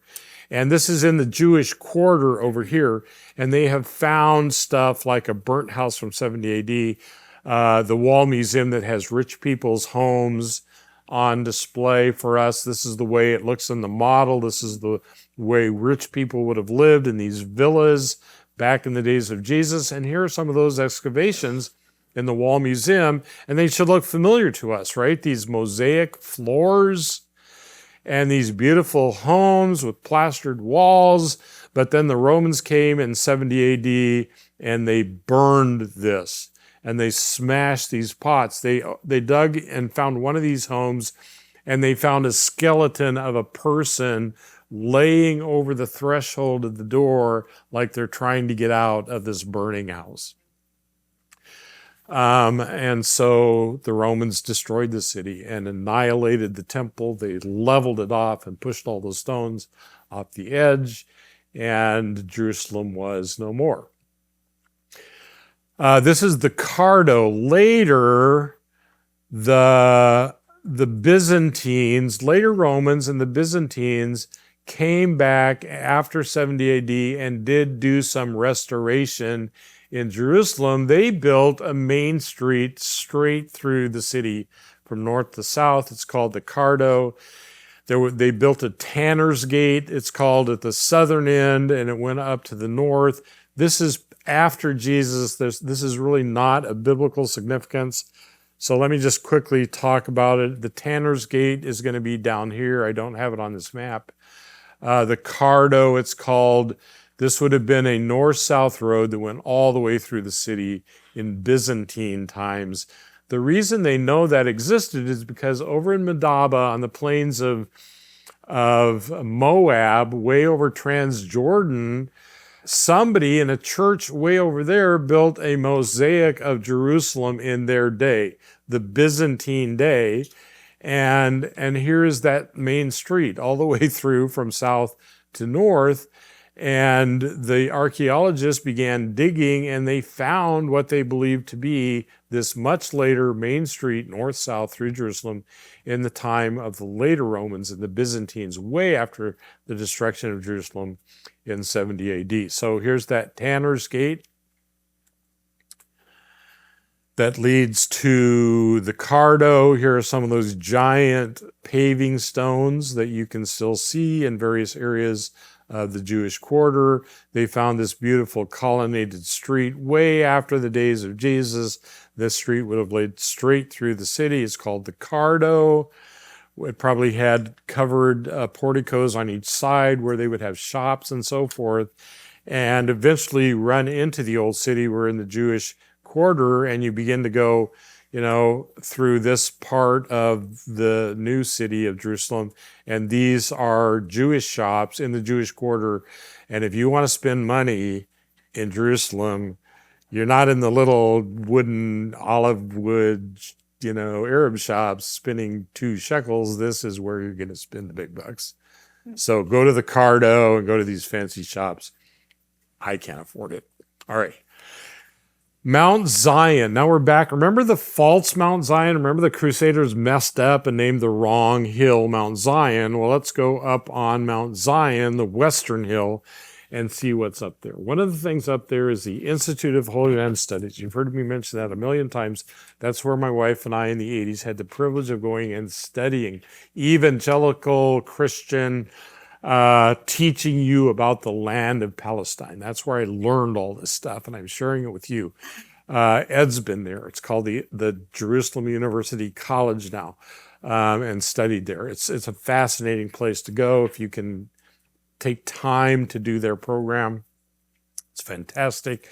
There's a cemetery. They bought some old buildings. There's a cemetery related there, and they found there buried there are guys like G. Douglas Young, who started the Institute, very well known and beloved by the Jewish people back in his day. They had a very good relationship with the government and so forth. Anyway, Sir Flinders Petrie, who was a big time archaeologist, is buried there. At least his body is. His head was cut off and sent to Britain so they could study his brain.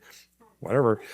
But they also discovered back in there an Essene gate, a very early gate, back from the intertestamental period, maybe even the Herodian period. They found some ritual baths because if you enter the city, you need to bathe, right? So they found some mikvaot back there. And the Institute of Holy Land Studies is right here on the edge of Hinnom. Remember, my wife and I had to go through hell to get to class every day. Here's the Institute of Holy Land Studies. Here's their cemetery, Essene Gate, and the ritual bath. Let's look at that quickly. Here's the Institute of Holy Land Studies down here. See it?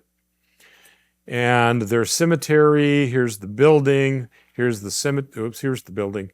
Here's the cemetery. Here's the wall that they discovered. Here's a gate. Notice 2 layers here. Probably Herodian on top of earlier, maybe an earlier period. The threshold of this gate and a mikvaot where you would wash before you enter a ritual pool before you enter the city. Up on top, at the highest point of the hill, is the Church of the Dormition and an abbey up there. If you go to Israel today and you go to the upper room, that's part of these people kind of own that area. And they also have what very close by the upper room is the tomb of David. And you'll see Jewish people coming there and worship. There's a sarcophagus thing, and it's very ornate. This is not where David's buried, I'm sorry. And that's probably not the upper room, sorry. I mean, it could be, I don't know. But it's a great place to go and visit and to read the upper room stuff and to think about it. The traditional site, it was somewhere over in this area, no doubt about that. The house of Caiaphas, there are a couple of possible locations. One is at the Church of the Dormition, and they've done some excavating there, and they may have found the house of Caiaphas. The alternate view is that Church of St. Peter in Gallicantu, where we started this morning. And we stood on the balcony and overlooked Ophel, the Church of St. Peter. So those are the vying sites for the house of Caiaphas. Who is Caiaphas? The high priest who judged Jesus and got him crucified, essentially. So it's either there at the Church of the Dormition or it's maybe down there at the Church of St. Peter. Here is the very tippy top of Mount Zion. If you ask a taxi driver to take you to Mount Zion, he's not going to take you to the temple. That's the true Mount Zion. He's going to haul you up here to the Church of the Dormition. It's like, oops. The Church of St. Peter we stood at earlier, that's the alternate site for the tomb of Caiaphas. All right? So here's the Church of the Dormition at the highest point of the western hill. And right here is the Church of St. Peter, where we started this morning. Let's go down to, here's the Institute of Holy Land Studies. Here's the Church of the Dormition on this very high western hill. By the way, here's the Hinnom Valley. The cars going down there toward the Jaffa Gate, so forth. All right. Whew. There's a beautiful, beautiful church. I've never been in it. Don't really care to go in it. But if you go through this door, you're going to get to the tomb of David. You're going to see the sarcophagus. People will be praying there. It's Jewish people, but it's not the tomb of David, but it's the tomb of David may very well have been over there in that neck of the woods. If I show you a model again, the model, I'll show you where they think it might have been. And right outside in that courtyard here, you look up, there's some windows, and you go up some stairs, and this is where they say the upper room was. There is a long tradition for that, so it's possible. I don't know. Again, I don't get all concerned about exactly where that took place because I know it took place. I really don't care exactly where it took place. But there's a long tradition that this is the upper room. It is fun to go there, to read the story, to think about what happened when the Spirit of God was poured out in a new way and a new thing was born. Well, actually, the upper room, they had this is where they had the supper before the crucifixion of Jesus, right? Am I getting that right? How did I get to the day of Pentecost? I forget. Actually, I think some people think that this is related to that. And I think the charismatics do something up here about that as well. But anyway, that's the traditional site for all of that. And here is back to the Church of St. Peter where we started. We stood on this balcony and we looked at the Ophel. Underneath here may also be the place where Caiaphas's house was. We don't know, but there is Church of St. Peter, right on their property, is an ancient stairway that they uncovered that no doubt dates back to the days of Jesus. And if in fact the house of Caiaphas was here, he was taken in the middle of the night to the house of Caiaphas. Then he was taken back to the Praetorium, if I remember correctly. And, these are Second Temple period steps. Jesus may have walked up and down these steps if you're really terribly concerned about walking exactly where Jesus was. It's a beautiful building inside. Underneath, you are going to find what could have been, because Caiaphas was a high priest, he had legal authority. He could imprison people. And this is where they say that people would have been imprisoned under there. Okay. Let's come around to the south side, to that wall that shouldn't be there. And there is a modern gate called the Zion Gate, very near the Church of the Dormition. Here's the Church of the Dormition, and the Zion Gate is right here. There we are. All right. I love going to the Zion Gate because in 1948, the Jews fought and fought and fought to get in this gate to save the Jews who were in the Jewish quarter who were being starved because the Arabs held the Zion Gate.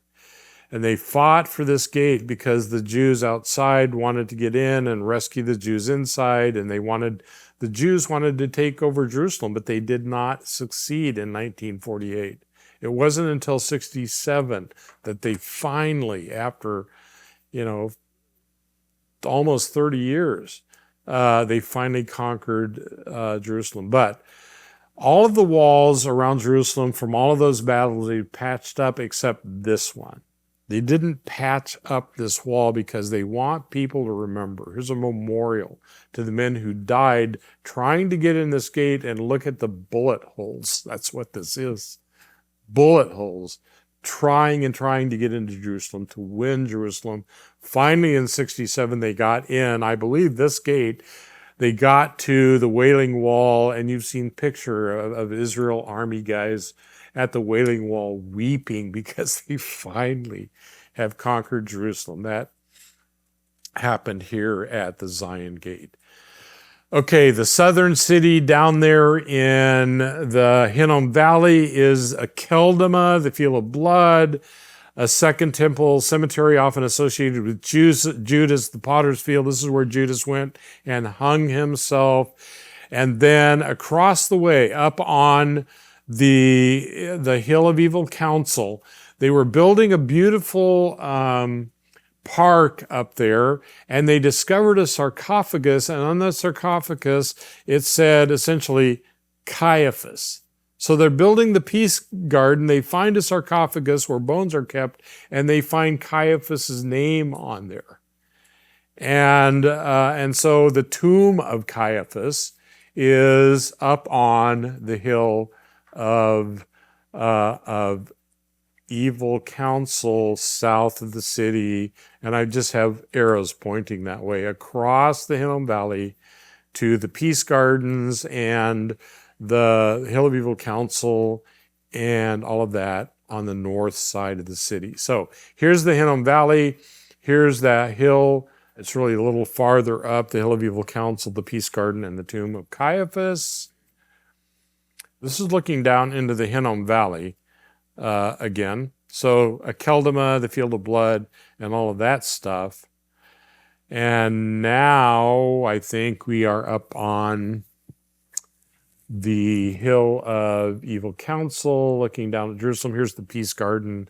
This is where they found Caiaphas's tomb and the sarcophagus. Here's the beautiful garden. And there is the sarcophagus, and we've done Jerusalem. And I have 1 minute. Let me read this. Here's our last slide. 444 slides. And we made it. Stop. Take a deep breath. Remember where we started. God sculpted this land. Right? This is the promised land. As Israel constituted God's chosen people, Jerusalem is God's chosen city. The city where he chose to place his name. Those are his words. This is the city I chose to place my name. And as God has prophesied and promised a future for Israel, so he has prophesied and promised a future for Jerusalem. And you know, I'm just simple enough to believe that what God prophesied and promised is going to happen exactly the way he prophesied and promised it. And I don't want to get into that debate, but most evangelicals don't believe that. That's a whole nother, I'll come back next year. We'll talk about that. Right. But I'm simple enough to believe that if a prophet says Jesus, the Messiah is going to be born in Bethlehem, he's going to be born in Bethlehem. And I'm just simple enough to believe that if a prophet says God is someday going to restore Israel to world status over everyone, and he's going to enthrone the Messiah Jesus on Mount Zion in the future in Jerusalem, and he will rule from Jerusalem over all of the world. I believe that's going to happen. As God has prophesied and promised a future for Israel, he's prophesied and promised a future for Jerusalem. Pray, folks, for the peace of Jerusalem, and pray for the coming Prince of Peace. Even so come, Lord Jesus.